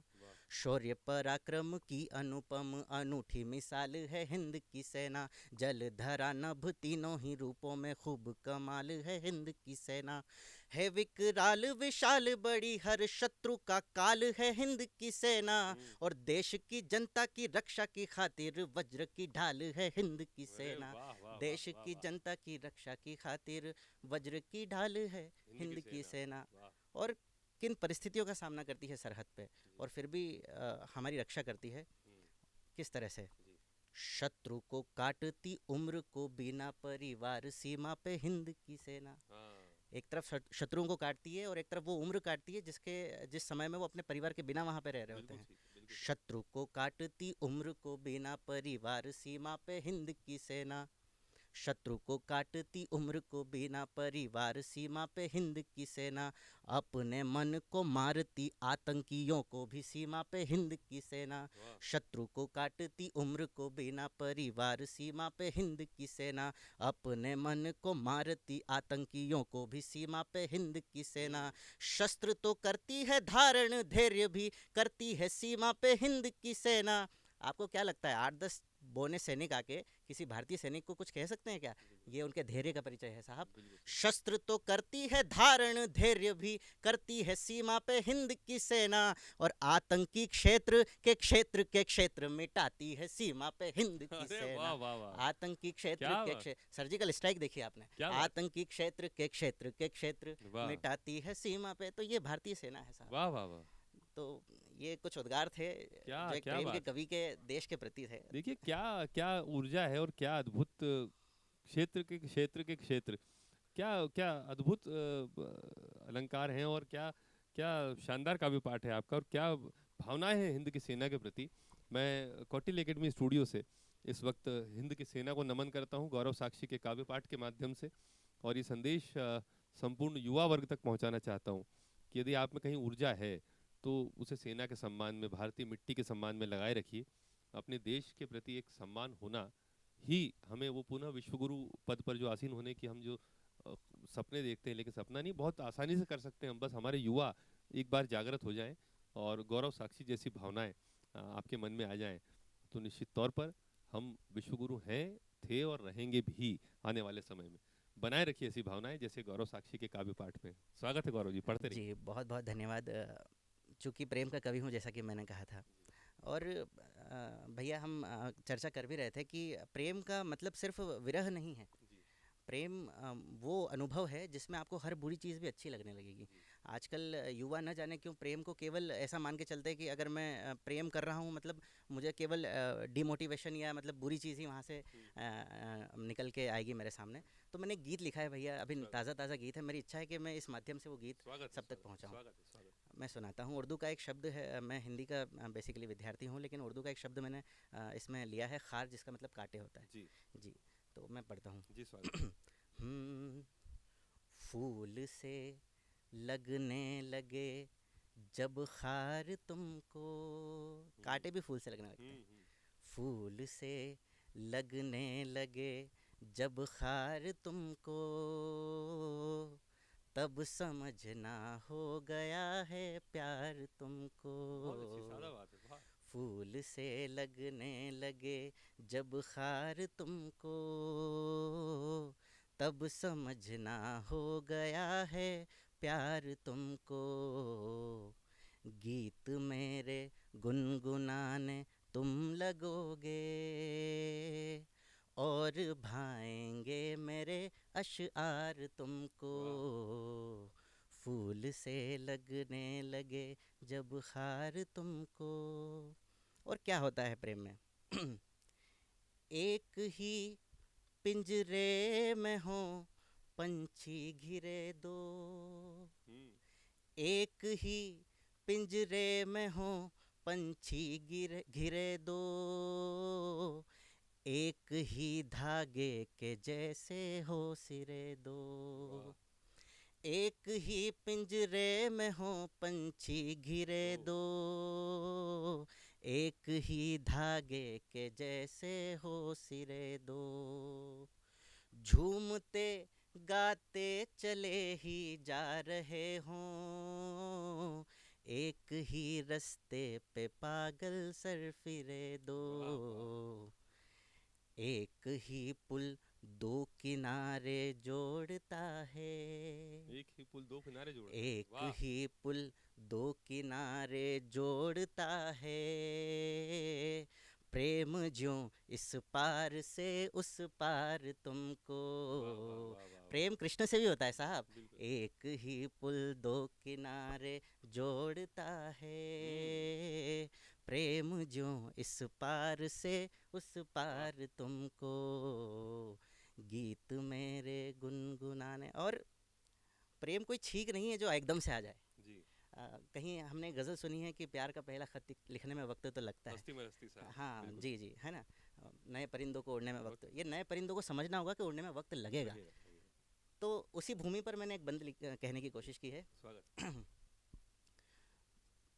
फूल से लगने लगे दूरियों के दायरे जैसे घटेंगे, दूरियों के दायरे जैसे घटेंगे, लाज के घूंघट भी वैसे ही हटेंगे, दूरियों के दायरे जैसे घटेंगे, लाज के घूंघट भी वैसे ही हटेंगे, मेघ जो संदेह के छाए हुए हैं, वक्त के ही साथ में वो भी छटेंगे।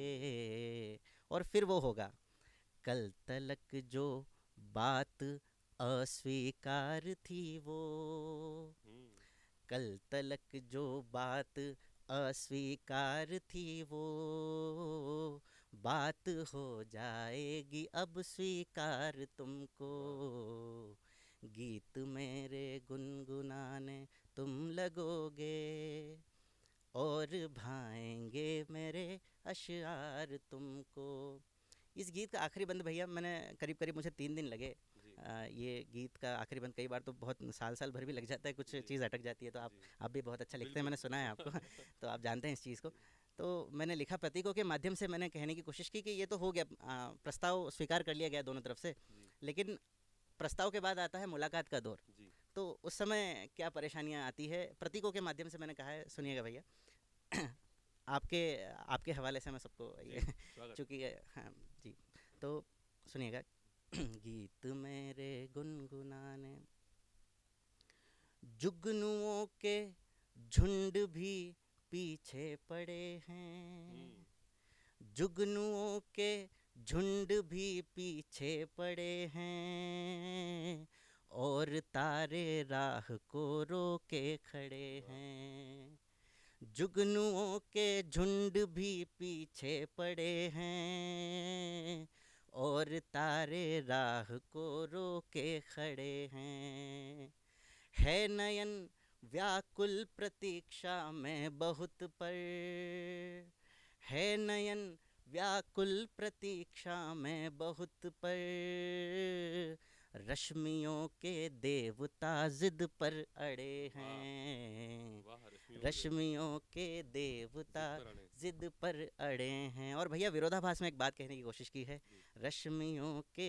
देवता जिद पर अड़े हैं, अब अंधेरी रात में ही हो सकेगा, अब अंधेरी रात में ही हो सकेगा, पूर्णिमा के चांद का दीदार तुमको, गीत मेरे गुनगुनाने तुम लगोगे, और भाएंगे। बहुत बहुत धन्यवाद। आपका गीत उधर। तो दोस्तों, हम सुन रहे थे गौरव साक्षी जी को।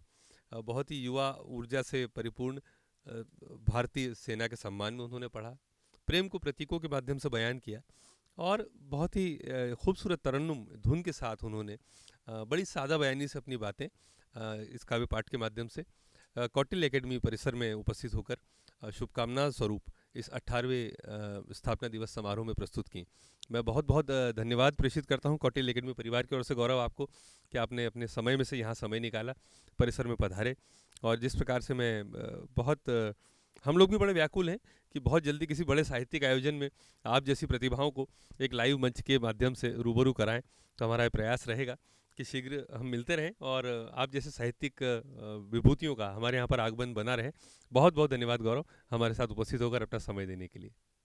दोस्तों, और इस बीच में राष्ट्रीय स्तर पर जो पूरे हिंदी भाषा की मंचों की शान है, ऐसे विराट व्यक्तित्व श्रद्धेय विनीत चौहान सर और श्रद्धेय श्री रमेश शर्मा दादा की शुभकामनाएं भी हमें प्राप्त हुई हैं। आदरणीय आलोक श्रीवास्तव जी की शुभकामनाएं कौटिल्य एकेडमी परिवार को प्राप्त हुई हैं, वो भी आप तक पहुंचती रहेंगी। तो बने रहिए, जुड़े रहिए, क्योंकि अगली साहित्यिक विभूति के रूप में एक हास्य का बहुत प्यारा सा चितेरा हमारे बीच में आज उपस्थित है, जिन्होंने अपने बहुत सहज हास्य से और बड़े शुद्ध हास्य जिसे कहा जाता है, इस वक्त जो फूहड़ता का दौर चल रहा है उससे बाहर जाते हुए, भाषा के बहुत सुंदर दायरे में रहते हुए अपने हास्य से पूरे प्रदेश को रोमांचित कर रखा है, ऐसे श्रद्धेय कुलदीप रंगीला जी हमारे बीच में उपस्थित हैं। तो कुछ ही क्षणों में उनसे मुलाकात होगी। बने रहिए कौटिल्य एकेडमी के पेजेस पर, इंस्टाग्राम पर, यूट्यूब पर लाइव। कुछ ही देर में हाजिर होते हैं आपके पास। धन्यवाद। I would deeply like to thank Kautilya Academy for showing the trust in me, for believing me, or for making me what I am right now. Hello friends, this is Harshal Chaudhary. I have scored first rank in State Civil Services Examination 2018. Out of 1575, I have scored 1023 marks. जब मैंने decide किया कि मुझे MPPSC का exam देना है तो self studies की, और जब मुझे लगा कि now this is the right time to orient my preparation, मुझे एक डायरेक्शन की ज़रूरत थी कि जिस तरीके से मैं प्रिपेयर करूँ वेदर इट इज़ राइट और नॉट।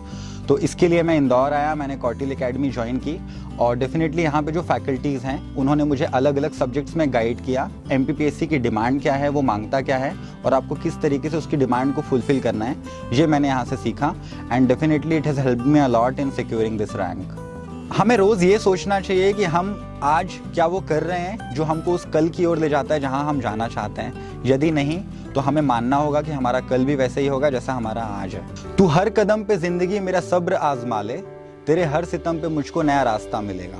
अब आपको जो भी चैलेंजेस आ रहे हैं, आप उनको एक फाउंडेशन स्टोन बनाइए, आप उससे आगे बढ़िए, और जो भी रिसोर्सेज आपको मिल रहे हैं उनमें सेटिस्फाई होते हुए एक डेडिकेशन, एक राइट डायरेक्शन में प्रिपरेशन करने के साथ you can achieve any goal of your life. जब भी प्रीलिम्स का रिजल्ट आ रहा है या मेंस का रिजल्ट आ रहा है या इंटरव्यू का रिजल्ट आ रहा है, तो विष्णु सर होते थे, आदित्य सर होते थे, उनका मेरे पास मैसेज पहले से आ जाता था कि हर्षल मुझे पता है कि तुम्हारा लिस्ट में नाम होगा, तुम अपना नाम ढूंढ लो। So this was sort of motivation for me कि कितना ट्रस्ट वो लोग मुझे दिखा रहे हैं, and this is a kind of environment you get here. So this is very helpful. This motivation we get here is very helpful in the course of preparation of a student. मतलब that was the confidence which teachers of Kautilya Academy showed in me. तो ये मुझे बहुत boost up करता था। इन चमकती रोशनियों के तले चमकता हूँ मैं भी, इस चमक दमक के हिस्सेदार आप ही हैं। जब से मेरा सिलेक्शन हुआ है मैंने बहुत सारे कमेंट्स देखे हैं जिसमें लोग बोल रहे हैं कि ये इस संस्थान में भी जा रहा है, उस संस्थान में भी जा रहा है। मैं एक चीज़ क्लियर करना चाहता हूँ, सफलता कभी अकेले की नहीं होती है। सफलता के पीछे बहुत से लोग होते हैं जो भागीदार होते हैं, और निश्चित रूप से मेरी सफलता के पीछे भी संस्थान जुड़े हुए हैं। कौटिल्य एकेडमी एक ऐसा संस्थान है जिससे मैं सबसे पहले आके जुड़ा था, और इसने भी मेरी बहुत हेल्प की है। कौटिल्य एकेडमी से मुझे बहुत सहायता मिली है, बहुत प्रेरणा मिली है। अगर मैं किसी भी गुरु के प्रति अपनी कृतज्ञता दिखा रहा हूँ तो ये मुझे लगता है कि मैं अपने कर्तव्य का निर्वहन कर रहा हूँ जिसमें कुछ भी गलत नहीं है, और इसको नेगेटिव सेंस में लेना या मुझे डिफेम करने से कुछ भी हासिल नहीं होने वाला है। जब आए हो निभाने किरदार ज़मीं पर, जब आए हो निभाने किरदार ज़मीं पर, कुछ ऐसा करो कि ज़माना मिसाल दे। धन्यवाद कौटिल्य एकेडमी। तो साथियों, हाँ नमस्कार, एक बार फिर से हम उपस्थित हैं कौटिल्य एकेडमी मुख्यालय स्टूडियो में 18वां स्थापना दिवस समारोह मनाते हुए। एक साहित्यिक गतिविधि आज की जो लगातार ये 7 दिवसीय महोत्सव है, कल से इसका शुभारंभ हुआ है, आज दूसरा दिन है, और आज की साहित्यिक गतिविधि है जिसके अंतर्गत आप अभी तक सुन चुके हैं श्री संदीप सांदीपनी को, श्री गौरव साक्षी जी को, और मैंने आपसे वादा किया था कि एक तीसरी सीनियर श्रृंखला जो है छोटी सी, उसका स्वागत मैं करूंगा यहाँ पर कुलदीप रंगीला जी के रूप में।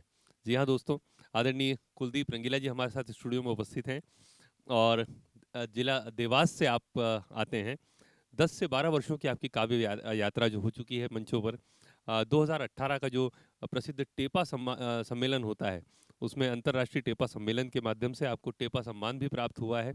उनके हास्य के, उनके सटायर के कारण विगत 5 वर्षों से आप आकाशवाणी में लगातार काव्य पाठ कर रहे हैं। दूरदर्शन के अलावा बहुत सारे लोकप्रिय टीवी चैनल्स पर आप कुलदीप रंगीला जी को देख चुके हैं। अखिल भारतीय जो देश के मंच हैं उन पे लगातार 10 वर्षों से आपका ये सफ़र जारी है और 40 वर्ष पुरानी जो मध्य प्रदेश की संस्था है साहित्य समन्वय समिति, उसके द्वारा आप सम्मान प्राप्त हैं। आज बड़े ही गौरव का विषय है, बड़े ही आनंद का विषय है कि आदरणीय कुलदीप रंगीला जी हमारे बीच में उपस्थित हैं और जैसा इनका जो तखल्लुस उपनाम है रंगीला, वैसा ही व्यक्तित्व भी है। बहुत ही सटायर से भरे हुए, हमेशा एक ऊर्जा से भरे हुए, बड़े आनंद से भरे हुए व्यक्तित्व हैं। और आज कौटिल्य एकेडमी स्टूडियो में परिवार में आपका मैं आत्मीय स्वागत करता हूं। कुलदीप भाई, बहुत धन्यवाद, आप पधारे हैं। जी नमस्कार। सर्वप्रथम आपको मैं बधाई देना चाहता हूं, इस संस्था को बधाई देना चाहता हूं क्योंकि 18वें स्थापना दिवस का 18वां वर्ष है और 18वां वर्ष वो होता है जिस समय में कोई भी व्यक्ति अपनी जवानी की दहलीज में कदम रखता है। ये युवाओं का मंच है और देखा जाए तो आज से संस्था भी युवा हो रही है, इसलिए मैं एक बार पुनः आपको शुभकामनाएं प्रेषित करता हूं। और हम अभी कोरोना काल में चल रहे हैं, लॉकडाउन 1 आया, 2 आया, 3 आया, लगातार क्या है। और उसके बाद जो अन्य समस्याएं हम झेल रहे हैं, जैसे टिड्डी दल आया है ना, टिड्डी दल भी अभी कल मैंने पढ़ा था कि दिल्ली तक पहुंच गया है, वो पूरे देश का भ्रमण कर रहा है। तब वहीं से 4 पंक्ति उठाता हूं। देखिए, यहाँ मैं आपको बताना चाहूँगा, अपने दर्शकों को बता दूं कि बहुत सारे तो प्रशंसक आपके सुन रहे होंगे, लेकिन जो पहली बार कुलदीप रंगीला जी को आज सुन रहे हैं, बहुत हमारे लाखों की संख्या में जो छात्र समूह है, आपको बहुत कुछ एक अलग ही आनंद आने वाला है। आज आते ही देखिए आप कितने साधारण से चेहरे मोहरे के साथ उन्होंने टिड्डी दल की बातें शुरू की है। बहुत आनंद के साथ सुनिएगा कुलदीप रंगीला जी को। स्वागत है। 4 पंक्ति पढ़ता हूँ पहले, जो समस्याएं देश में चल रही है उसको लेकर कि अपनी अदा थी, अपने अपने मूड में घूमा करते थे। अपनी अदा थी, जब टिड्डी दल मेरे शहर देवास से होके गुजरा तो टिड्डी दल को मैंने एक बात कही। एक कवि है जो किसी से भी बात कर सकता है, वो मैंने क्या बात कही टिड्डी दल से, सुनिएगा। कि अपनी अदा थी, अपने अपने मूड में घूमा करते थे, कभी हवा में, कभी तीर्थ के कुंड में घूमा करते थे, और अपने कुनबे पर इतना अभिमान करो ना टिड्डी दल, 2 महीने पहले हम सब भी झुंड में घूमा करते थे। 2 महीने पहले हम सब भी झुंड में घूमा करते थे। तो झुंड में घूमने वाले कभी भी अकेले हो जाते हैं। और आइए कुछ हास्य की बात करता हूँ। बहुत अच्छी, मेरे पहले जो कवि आए भाई संदीप सांदीपनी, भाई गौरव साक्षी, दोनों को बधाई देना चाहता हूँ। उन्होंने सैनिकों की बात कही और मैं तो ये कहना चाहता हूँ कि त्याग तपस्या की भूमि ये भूमि है बलिदान की। अरे त्याग तपस्या की भूमि ये भूमि है बलिदान की, मैं हिंदू हिंदी में करूँ मैं वंदना हिंदुस्तान की। और मित्रों, अगर मेरे जैसा कवि, वहाँ पे जाने के लिए कई प्रकार के शारीरिक परीक्षण होते हैं, उसके बाद हम सीमा पर जाकर युद्ध कर सकते हैं, लेकिन मेरे जैसा कवि अगर वहाँ पहुँचने में असमर्थ है तो मैं ये अपने मन के भाव इन पंक्तियों के माध्यम से रखता हूँ कि मैं हिंदू हिंदी में करूँ मैं वंदना हिंदुस्तान की, कि गर हो जाऊं मैं बूढ़ा और सीमा पर जा न सकूं। गर हो जाऊं मैं बूढ़ा और सीमा पर जा न सकूं, काव्य कला के द्वारा भी मन में आवेश जगा न सकूं, तो है यही निवेदन मेरा, ये खाल मेरी खिंचवा देना, और जिन राहों से देश का सैनिक गुजरे उन राहों पर बिछवा देना। जिन राहों से देश का सैनिक गुजरे उन राहों पर बिछवा देना, धन्य में ये जीवन समझूंगा, मुझे कसम है करुणा निधान की, मैं हिंदू हिंदी में करूं मैं वंदना हिंदुस्तान की, मैं हिंदू हिंदी में करूं। और आइए मित्रों, हम तो क्या है, हास्य कवि ने कहा कि नाम रंगीला है। और मित्रों, मेरी समस्या ये है कि मेरा नाम रंगीला, परंतु ऊपर वाला रंग देना ही भूल गया। ये ऊपर वाले की मिस्टेक। और रंगीला क्यों है, मैं 4 पंक्ति आपको बताता हूँ कि फिर भी जीवन में बहुत सारे रंग हैं, लेकिन कुछ रंगों की कमियां हैं। कि जीवन में जो कभी था वो रंग ढूंढ रहे हैं, जीवन में जो कभी था वो रंग ढूंढ रहे हैं, चक्री पकड़ने वाले के संग ढूंढ रहे हैं, और बचपन में जो कट कर गई थी मेरे हाथ से, हाँ जी मेरे हाथ से। हम आज भी वो अपनी पतंग ढूंढ रहे हैं, हम आज भी वो अपनी पतंग ढूंढ रहे हैं। और मित्रों, आइए कुछ छंद आपके बीच में रखता हूँ। हम हास्य कवियों के साथ में घटनाएं कम और दुर्घटनाएं ज़्यादा होती है। स्थितियाँ ये हो जाती है। अभी एक कवि सम्मेलन में गए थे, दानपुर राजस्थान में एक स्थान है, वहाँ पर उस कवि सम्मेलन का आयोजक का नाम था प्रेमनाथ तिवारी जी। और तिवारी जी ने कवि सम्मेलन सिर्फ इसलिए आयोजित किया क्योंकि उनके यहाँ पुत्र रत्न की प्राप्ति हुई जी। पर कवि सम्मेलन के पहले वो तिवारी जी मंच पर आए, आकर के घोषणा की कि कवियों को पारिश्रमिक जब भी दिया जाएगा जब वो मेरे पुत्र पे 4-4 पंक्ति सुनाएंगे तो सारे कवि टेंशन में जी। अब पेमेंट खतरे में, पेमेंट अगर निकलवाना है तो सारे काम छोड़ो ने वो तिवारी जी के पुत्र पे कविता पढ़ो। तो सारे कवि शुरू हो गए। एक ने कहा तिवारी जी का पुत्र डॉक्टर बनेगा, एक बोला इंजीनियर बनेगा। मित्रों, 8 कवियों के बाद में मेरा नंबर आया जी। मैंने कहा तिवारी जी, आपका पुत्र डॉक्टर बने या ना बने, इंजीनियर बने या ना बने, परंतु मैं स्टाम्प पेपर पे लिख के दे सकता हूँ कि आपका पुत्र क्या बनेगा, और उसको वो बनने से भगवान भी नहीं रोक सकता। तो शुक्ला जी, वो तिवारी जी टेंशन में आए जी। जो 4 पंक्ति उनको सौंपी, आनंद लीजिएगा। 2 और 2 4, सीधा मौलिक हाथ से जी जी। आइए, स्वागत है। कि घर पे तिवारी जी के पुत्र ने जन्म लिया, एक मित्र बोला कवि भारी बन जाएगा। एक बोला डॉक्टर, एक बोला इंजीनियर, एक कहने लगा अधिकारी बन जाएगा।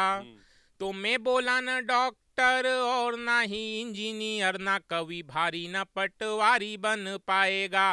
पापा जी तिवारी, इसके माता जी तिवारी, इसकी बड़ा होके यह भी तिवारी बन अरे वाह वाह, बड़ा होके यह भी तिवारी बन जाएगा। और 4 पंक्ति इसी तेवर की ओर सुनिए, थोड़े सा आप हंस लें, उसका कुछ और बातें करूंगा मैं आपके साथ जी।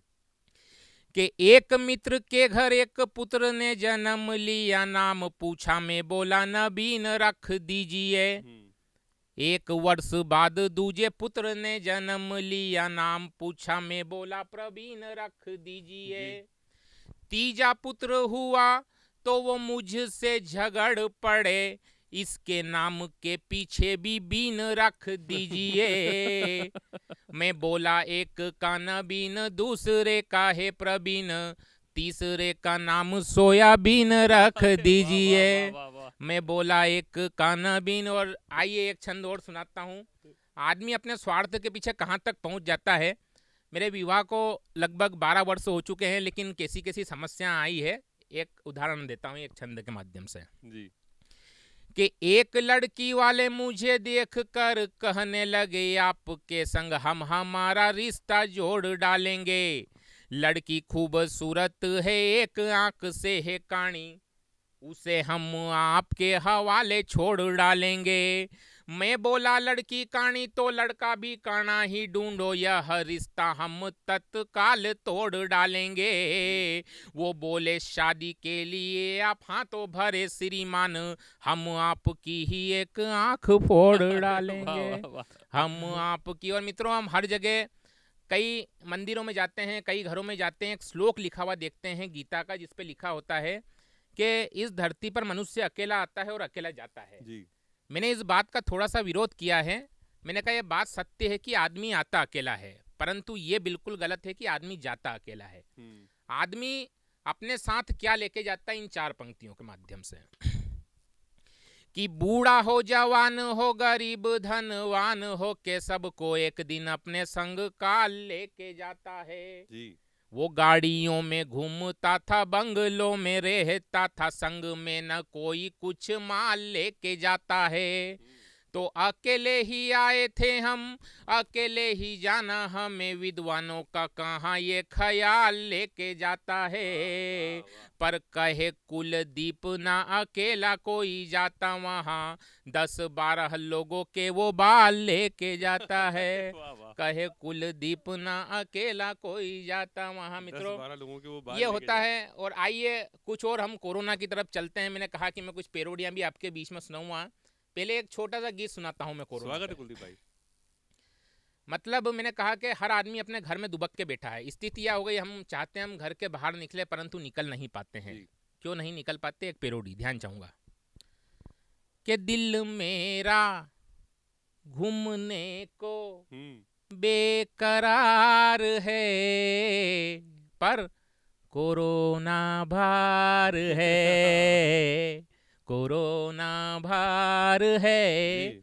और घर घर में रामचरितमानस चल रही है। अरुण गोयल जी फिर आ गए, टीआरपी बढ़ गई दूरदर्शन की। तब कहना चाहता हूं कि कोरोना ने कर डाली घर की ये कैसी हालत, घर घर में रामायण और चल रही महाभारत, घर मेरा दशरथ का दरबार है, कोरोना भार है। और मित्रों, स्थितियां ये हो गई है कि जो मतलब जो देश का माहौल बदला, जो आदमी एसी केबिन में बैठ के जो है मैनेजर के पद पे था, वो किस स्थिति में आ गया। मतलब जो परिवर्तन हमारे देश में इस कोरोना काल में हुए हैं। तब एक छोटा सा गीत आपके बीच में पढ़ता हूँ और फिर जिस कविता का मैंने बताया है वो कविता भी आपके बीच में रखूँगा। के कैद हुए सारे नर नारी कोरोना के काल में, के कैद हुए सारे नर नारी कोरोना के काल में, छूने से फैली महामारी कोरोना के काल में, जो एसी केबिन में बैठ के खेल रहे थे पबजी, उनकी हालत क्या हो गई ये देखना अगली लाइन में। कि जो एसी केबिन में बैठ के खेल रहे थे पबजी, अरे वो भी अब सुनसान सड़क पर बेच रहे हैं सब्जी, वो भी अब सुनसान सड़क पर बेच रहे हैं सब्जी, ले लो रे तरकारी कोरोना के काल में, कैद हुए सारे नर नारी कोरोना के काल में। और साहब, मैं भुगत भोगी हूँ, हो सकता है कि अगली लाइन आप पर भी कहीं कहीं सूट करती हो, आप भी हो सकता है अगली लाइन के भुगत भोगी हो।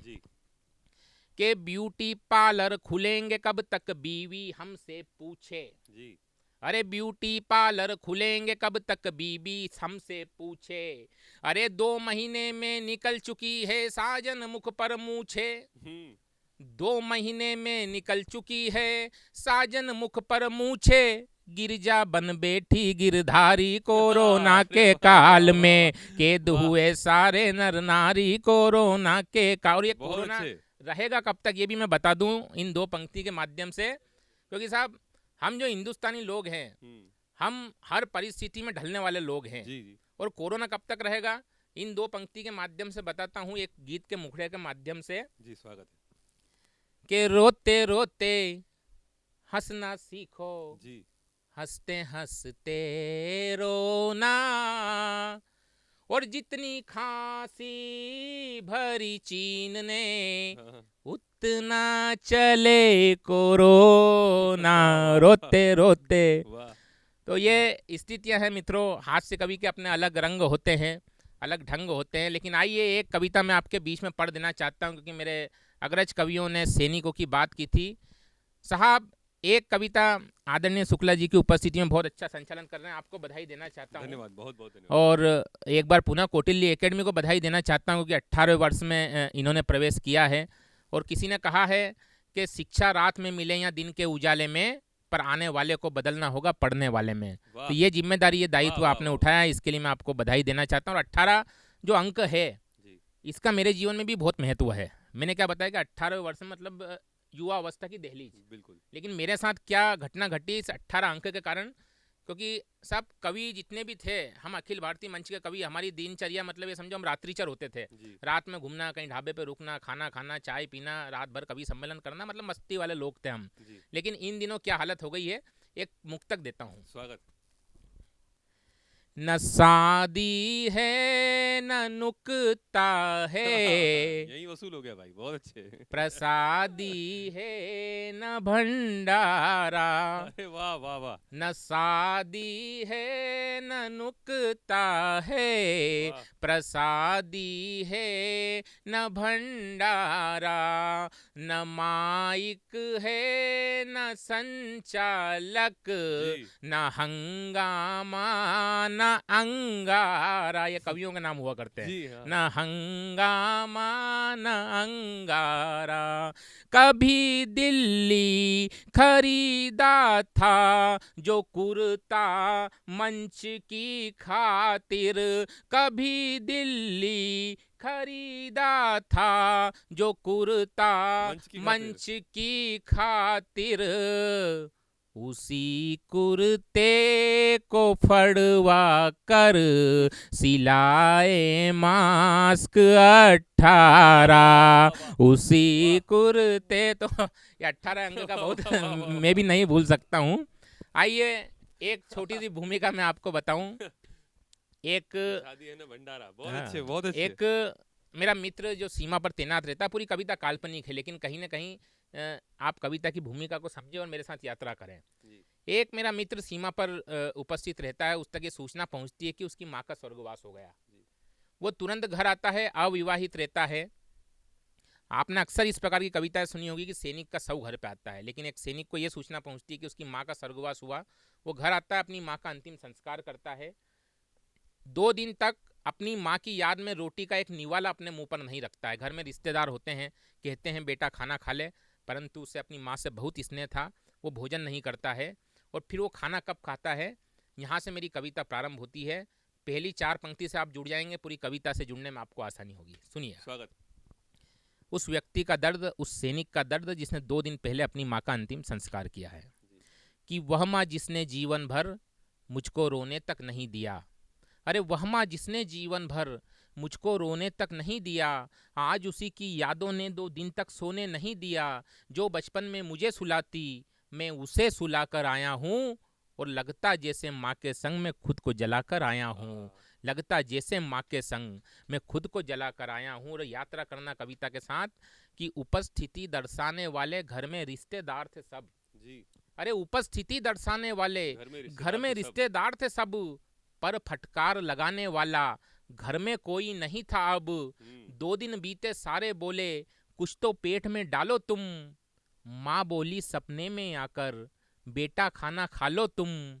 सपने में पाके माँ का दर्शन मैं दौड़ा तब किचन में, फौरन हाथ लगाया मैंने रोटी के डब्बे के बर्तन में। अरे डब्बा खोला, उस डब्बे में मुझको माँ का प्यार मिला, जीवन भर फिर भूख ना लगे ऐसा ही का आहार मिला। अरे घी में लथपथ पतली पतली एकदम छोटी छोटी थी, अरे उस डब्बे में माँ के हाथ की बनी हुई 2 रोटी थी, उस डब्बे में माँ के हाथ की बनी हुई 2 रोटी थी। और मित्रों अगली पंक्ति फिर संभालना कि उस डब्बे में माँ के हाथ की बनी हुई 2 रोटी थी, अरे उस रोटी के साथ न सब्जी ना चटनी ना भाजी थी, अरे उस रोटी के साथ न सब्जी ना चटनी ना भाजी थी। अरे रोटी 2 दिन पहले की थी लेकिन एकदम ताजी थी, रोटी 2 दिन पहले की थी लेकिन एकदम ताजी थी। क्या अद्भुत रचना है भाई। और मित्रों मैं अगली जो पंक्ति पढ़ रहा हूँ वो मुझे इस बात के लिए भी बड़ी प्रसन्नता हो रही कि वो कौटिल्य एकेडमी में ये साहित्यिक पंक्तियाँ पढ़ रहा हूँ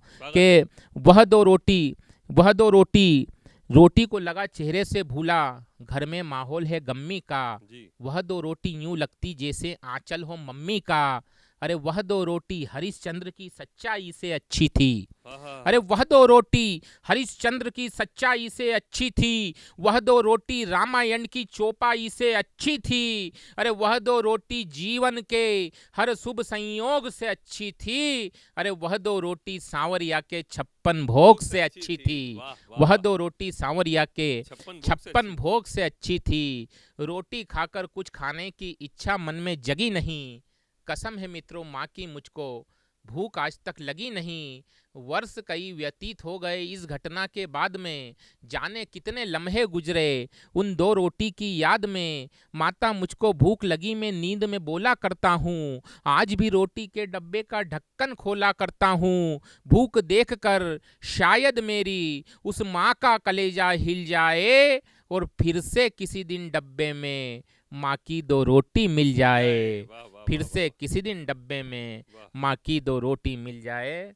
मित्रों बहुत बहुत धन्यवाद। और आइए एक गीत अंतिम रूप से और आपके बीच में रख देना चाहता हूँ। स्वागत है कुलदीप भाई। मित्रों ये एक यहाँ पर मैं एक चीज़ और बताना चाहूँगा आपको कौटिल्य एकेडमी परिवार से जुड़े हुए जो सदस्यगण हैं, कौटिल्य परिवार का जो इनर स्टाफ है, वो सभी सैनिक, शहीद और भारतीय सेना के प्रति एक बहुत अगाध सम्मान अपने मन में सदैव कुलदीप भाई बनाए रखते हैं। और इसी संस्था जो कौटिल्य एकेडमी की को पैतृक संस्था मानते हुए नीचे भी कई छोटे छोटे प्रयास चलते रहते हैं। तो हम कुछ भाइयों ने मिलकर एक संस्था शौर्य नमन का गठन किया है, जिसमें हमारे कौटिल्य एकेडमी परिवार के जो IT हेड हैं रमेश शर्मा जी, उसके अध्यक्ष हैं।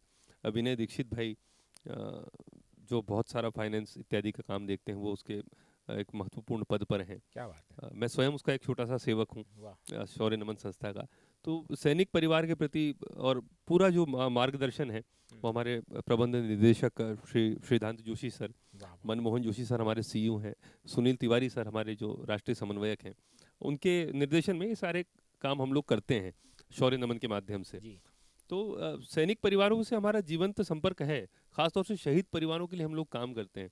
तो ऐसा कोई भी साहित्य जब हमारे सामने आता है तो वो रोंगटे खड़े होने वाली बात यदि आप कही जाती बहुत, लेकिन वास्तव में आप जैसे किसी साहित्यिक विभूति का ऐसा काव्य सुनते हैं जी, तो वास्तव में ये माँ की रोटी मतलब मैं समझता हूँ कि एक संपत्ति के तौर पर बहुत लंबे समय तक साहित्य में रहेगी और बहुत लंबी दूरी ये तय करेगी ये रचना। मेरा तो ये उद्देश्य है कि मतलब जहाँ तक मेरी आवाज़ पहुँच रही है, जहाँ तक मेरा चेहरा पहुँच रहा है, मैं कम से कम आपके दिल में थोड़ा सा स्थान बना सकूँ, आपकी भावनाएं मेरी भावनाओं से मिल जाए। क्योंकि क्या है, आदमी पैसों से अमीर हो या ना हो, मगर विचारों से अमीर होना चाहिए। यकीनन ये है। कोई पैसा तो क्या है, पैसों का तो ऐसा मामला है कि हम जानते हैं कि आज से 4 साल पहले हमने बड़ी दीपावली पे जिस नोट की पूजा की थी, छोटी दीपावली पे उसी नोट को निकाल के घर से बाहर फेंक दिया। ये हालत है। कोई पैसा महत्वपूर्ण नहीं होता, महत्वपूर्ण अगर होता है दुनिया में तो मनुष्य का प्रेम होता है। कोई पैसों की तो ये स्थिति है साहब के पैसा आदमी के रूप बदल देता है। पैसा आदमी के रूप बदल देता है, कहीं छाँव तो कहीं धूप बदल देता है। मंदिर किसी भी भगवान का हो, उसके सामने एक पेटी होती है, उस पेटी में भी साक्षात लक्ष्मी देवी बैठी होती है। और कहना चाहता हूँ कि पैसा अगर उस पेटी में हो, पैसा अगर उस पेटी में हो तो आदमी को पुजारी बना देता है। पैसा अगर तिजोरी में हो तो आदमी को सरकारी बना देता है। पैसा अगर गल्ले में हो तो आदमी को व्यापारी बना देता है। और यही पैसा अगर कटोरे में हो तो आदमी को भिखारी बना देता है। पैसा आदमी के रूप बदल देता है और कहीं छाँव और कहीं धूप बदल देता है। तो क्या है, आपका प्रेम मेरे लिए महत्वपूर्ण है। और आइए एक गीत जो मैं सुना रहा था वो गीत आपके सामने रखना चाहता हूँ। उस गीत से मैं अपने काव्य पाठ का समापन भी करूँगा। स्वागत है। थोड़ी सी भूमिका मैं आपको बताना चाहूँ। अभी 2 महीने में जहाँ तक मैं जानता हूँ, एक हाथी से लेकर एक चींटी तक इस संसार में सभी दुखी थे विगत 2 महीने में। और स्थितियाँ ये थी, हमारे पास एक आसरा होता है ईश्वर का कि हम दुखी हों तो हम कहाँ जाते हैं, भगवान के मंदिर में। लेकिन आज भी स्थितियाँ ये है, मैं भगवान से मिलने के लिए मैं बहुत बड़ा भक्त हूँ, मेरी आस्था बहुत है ईश्वर में। मैं भगवान के जिस मंदिर में जाता हूँ, लेकिन मेरी पीड़ा है कि उस मंदिर में भी ताले लगे हैं। तब मैं बात एक पाती, एक चित्र, एक चिट्ठी भगवान के नाम लिखी है, वो चिट्ठी आपके बीच में रखना चाहता हूँ। शायद मुझे हो सकता है कोई इसकी तमहीद, इसकी भूमिका में ही बड़ा आनंद आ गया है। भगवान के नाम की चिट्ठी, ये बड़ा अच्छा रहेगा सुनने। भूमिका में आपको आनंद आया, इसके मुखड़े में ज्यादा आनंद आएगा और इसके अंतर में शायद हो सकता है मैं कहीं ना कहीं एक बार पुनः आपके दिल तक पहुंचूं। सुनिए। स्वागत है। भगवान से प्रार्थना, भगवान के मंदिर के सामने खड़े होकर मैंने उनसे प्रार्थना की। तुम्हारे बंद पड़े दरबार, कहाँ छुप कर बैठे सरकार, तुझे सब ढूंढ रहे हैं, तुझे सब ढूंढ रहे हैं। अरे ओ सृष्टि के तारनहार, अरे ओ सृष्टि के तारनहार, मची धरती पे हाहाकार, तुझे सब ढूंढ रहे हैं, तुझे सब ढूंढ रहे हैं। और बंद देखिएगा। तुम मर्यादा पुरुषोत्तम राम, तुम मर्यादा पुरुषोत्तम राम, तू गोवर्धन धारी घन श्याम। गोवर्धन धारी इसलिए कि जब वृंदावन में अतिवृष्टि हुई थी तब उनको बचाने के लिए उन्होंने गोवर्धन पर्वत उठाया था। तो हम भी ये चाहते हैं कि इस समय फिर भगवान श्री कृष्ण प्रकट हो और पूरे विश्व की रक्षा करें, क्योंकि हर व्यक्ति पीड़ित है। तू मर्यादा पुरुषोत्तम राम, तू गोवर्धन धारी घनश्याम, तू शिव शक्ति तू गणेशा है, प्रभु तेरे हैं हजारों नाम। अगर है सत्य मेरा ये विचार, दिखा फिर कोई चमत्कार। तुझे सब ढूंढ रहे हैं, तुझे सब ढूंढ रहे हैं, तुम्हारे बंद पड़े दरबार, कहाँ छुप कर बैठे सरकार। तुझे सब ढूंढ रहे हैं। और अभी अयोध्या में हम भगवान श्री राम का भव्य मंदिर बना रहे हैं, जो 67 एकड़ में बन रहा है जी। दशरथ जी के नाम पे वहाँ के एयरपोर्ट का नाम होगा।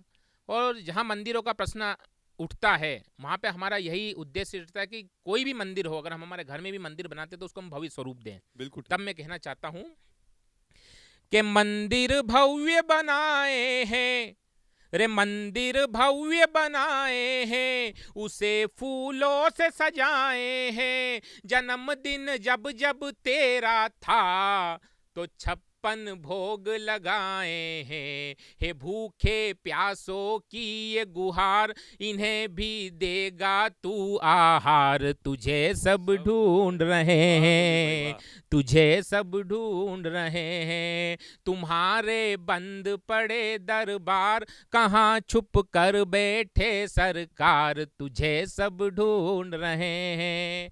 और एक बंद और सुनिए जी। स्वागत। सुना बंद राहों का मोड़ हो तुम, जहाँ हमारे जीवन में सारे रास्ते बंद हो जाते हैं वहाँ एक ही रास्ता खुलता है और वो रास्ता जाता है ईश्वर की तरफ जी। सुना बंद राहों का मोड़ हो तुम, सुना सबसे बेजोड़ हो तुम, सुना बंद राहों का मोड़ हो तुम, सुना सबसे बेजोड़ हो तुम, मदद को एक तो आ जाओ, सुना 33 करोड़ हो तुम, सुना 33 करोड़ हो तुम। अगली पंक्ति में निवेदन है कि आप कौन सा अवतार लेके आओ। मैं यहीं पे गीत को भी समाप्त करूं, अगर वो अवतार अच्छा लगे तो मुझे विदा करना। कि सुना बंद राहों का मोड़ हो तुम, सुना सबसे बेजोड़ हो तुम, मदद को एक तो आ जाओ, सुना 33 करोड़ हो तुम। तो लेकर वैक्सीन का अवतार, करो कोरोना का संहार। तुझे सब ढूंढ रहे हैं, तुझे सब ढूंढ रहे हैं, खुलेंगे फिर से तेरे द्वार, करेंगे फिर से जय जयकार। तुझे हम ढूंढ रहे हैं जी। धन्यवाद। वाह कुलदीप भाई, आप ये भगवान को चिट्ठी लिख रहे हैं। मुझे राजेश रेड्डी साहब का एक बहुत ताज़ा शेर अभी जहन में आता है कि जितनी बिगाड़ चुकी थी हम, जितनी बिगड़ सकती थी हम बिगाड़ चुके, जितनी बिगड़ सकती थी हम बिगाड़ चुके, जिसे बनानी आती है वो कहाँ है। दरअसल भगवान की खोज, क्योंकि सारे दरवाजे भी बंद हो गए, जाके माथा भी कहाँ टेकते आप। तो आपने बहुत अच्छे मोड़ पर इससे अपने काव्य पाठ को समाप्त किया। तो दोस्तों, आप सुन रहे हैं काव्य पाठ साहित्यिक संध्या कौटिल्य एकेडमी मुख्यालय स्टूडियो से लाइव। और इस स्ट्रीम के माध्यम से सदैव की तरह हमारा प्रयास यही रहा कि 7 दिवसीय इस भव्य महोत्सव में, जो हमारे स्थापना दिवस का है, आप लगातार कुछ ऐसी गतिविधियों से जुड़े रहें जहां आपका मनोरंजन भी हो, जहां आपकी मनस्थिति भी पहले से अधिक कहीं मजबूत हो और आपको कुछ नए आनंद का आभास भी होता रहे। तो यही हमारा प्रयास निरंतर जारी रहेगा। बहुत सारी शुभकामना संदेश हमें वीडियोज़ के माध्यम से दूरस्थ जो संदेश हैं वो प्राप्त हो रहे हैं, वो आप तक पहुँच ही रहे होंगे, उम्मीद करता हूँ। और प्रतिदिन इस प्रकार की गतिविधियों से हम आपको जोड़े रखेंगे। शंखनाद से ज़रूर जुड़े रहिएगा। शंखनाद इस पूरे 7 दिवसीय महोत्सव का एक ऐसा हिस्सा है जिसमें हम लगातार छात्र वर्ग के लिए, संपूर्ण छात्र वर्ग के लिए प्रतियोगिताएं आयोजित कर रहे हैं, जिसके विशिष्ट पुरस्कारों की घोषणा 7 जुलाई को श्रद्धेय श्रीदांत जोशी जी, श्रद्धेय आशेंद्र मिश्रा सर, श्रद्धेय मनमोहन जोशी सर और श्रद्धेय सुनील तिवारी सर के द्वारा की जाएंगी। तो अंतिम दिन तक पुरस्कारों की घोषणा के लिए भी बने रहिएगा इस लाइव स्ट्रीम में, जिससे आपको पता पड़े कि आप विजेता हैं। निबंध लेखन, गायन, साहित्यिक स्लोगन इत्यादि प्रतियोगिताएं, बहुत सारी कुछ वक्तव्य प्रतियोगिताएं यहाँ रखी गई हैं। आप जुड़े रहिए कौटिल्य एकेडमी पेज पर, आपको निरंतर शंखनाद प्रतियोगिताओं की जानकारी मिलती रहेगी। और कल की जो श्रृंखला है उसमें देश के विख्यात मिमिक और कॉमेडियन अंकित सिसोदिया हमारे साथ होंगे। तो बने रहिएगा पेज पर, आपको कुछ आनंद देते रहेंगे 7 दिवसीय इस महोत्सव में। आज के लिए मैं अपनी तरफ से, कौटिल्य एकेडमी परिवार की तरफ से, संदीप सांदीपनी, गौरव साक्षी जी और कुलदीप रंगीला की ओर से हमारी सक्षम आईटी टीम यानी आईटी हेड रमेश शर्मा जी और आकाश सावकरे जी जो टेक्निकल डिपार्टमेंट हेड है हमारे, उनकी ओर से, सारी कैमरा टीम की ओर से स्टूडियो से विदा लेता हूं। कल आपसे फिर मुलाकात होगी। तब तक के लिए आप सभी के परिवारों में स्वास्थ्य, संपन्नता, वैभव, शुभता बनी रहे, यही हमारी प्रार्थना है। सादर धन्यवाद। नमस्कार, मैं रवि शर्मा वर्तमान में डीएसपी के पद पर पदस्थ हूँ। सबसे पहले तो कौटिल्य एकेडमी परिवार को बहुत बहुत शुभकामनाएं अपने 18वें स्थापना दिवस के उपलक्ष्य में। निश्चित ही यह एक बहुत ही चुनौतीपूर्ण और एक बहुत अच्छी जर्नी रही है कौटिल्य एकेडमी परिवार की, और मुझे भी इस बात की खुशी है कि मैं भी इस जर्नी का, इस खूबसूरत यात्रा का एक हिस्सा एक वक्त पर रहा हूँ। मैंने कौटिल्य एकेडमी में 2013 में तैयारी की थी, लगभग 1.5 साल मैंने वहाँ तैयारी की, और उसके बाद फिर मैं पीएससी की 4 पद मैंने प्राप्त किए हैं लगातार। 4 पीएससी क्वालिफाइड करके 2013 में कोऑपरेटिव इंस्पेक्टर, 2014 नायब तहसीलदार, 2015 में डीएसपी, 2016 में assistant director industry and management. ऐसे 4 पद मुझे प्राप्त हुए हैं, और इन सब में एक महत्वपूर्ण योगदान कौटिल्य एकेडमी और वहाँ के सभी फैकल्टीज़ का रहा है। विशेष रूप से सुनील तिवारी सर, मनमोहन जोशी सर का योगदान रहा। सिद्धांत जोशी सर से कई सारी बारीकियाँ सब्जेक्ट से रिलेटेड सीखने को मिली। आशीन मिश्रा सर का बहुत महत्वपूर्ण योगदान मेरी सफलता में मैं मानता हूँ। जब भी मैं कभी डिमोटिवेट होता था या किसी चीज़ से बहुत परेशान हो जाया करता था कॉम्पिटिटिव एग्ज़ाम को लेके, तो मैं उनसे मिल लिया करता था और फिर से मुझे एनर्जी मिलती थी और मैं फिर से अपने कामों को करता था। निश्चित ही एक बहुत अच्छा अनुभव एक विद्यार्थी जीवन के दौरान मेरा वहाँ पर रहा है। इसके अलावा कौटिल्य एकेडमी से मेरा एक और अनुभव, जब मैं जॉब के पहले मैंने वहाँ लगभग 1 साल पढ़ाया भी है एज अ फैकल्टी, तो वो भी एक अच्छा अनुभव, टीम के साथ काम करने का मुझे वहाँ मिला। और निश्चित ही शिक्षा के क्षेत्र में, कॉम्पिटिटिव एग्ज़ाम के क्षेत्र में जो मार्गदर्शन कौटिल्य एकेडमी विद्यार्थियों को लगातार प्रदान करती आ रही है, और उससे विद्यार्थी अपने सपनों को प्राप्त कर पा रहे हैं, अपने माँ बाप के सपनों को पूरा कर पा रहे हैं। क्योंकि कहीं ना कहीं किसी भी व्यक्ति के सिलेक्ट होने में उसकी मेहनत, उसके माँ बाप का आशीर्वाद, ईश्वर का आशीर्वाद, ये सब चीज़ें रहती ही हैं, पर एक महत्वपूर्ण फैक्टर रहता है कि उसे सही गाइडेंस मिले। तो वो सही गाइडेंस मुझे कौटिल्य एकेडमी से प्राप्त हुई, और मेरे जैसे कई और लोगों को ऐसी गाइडेंस प्राप्त हुई थी।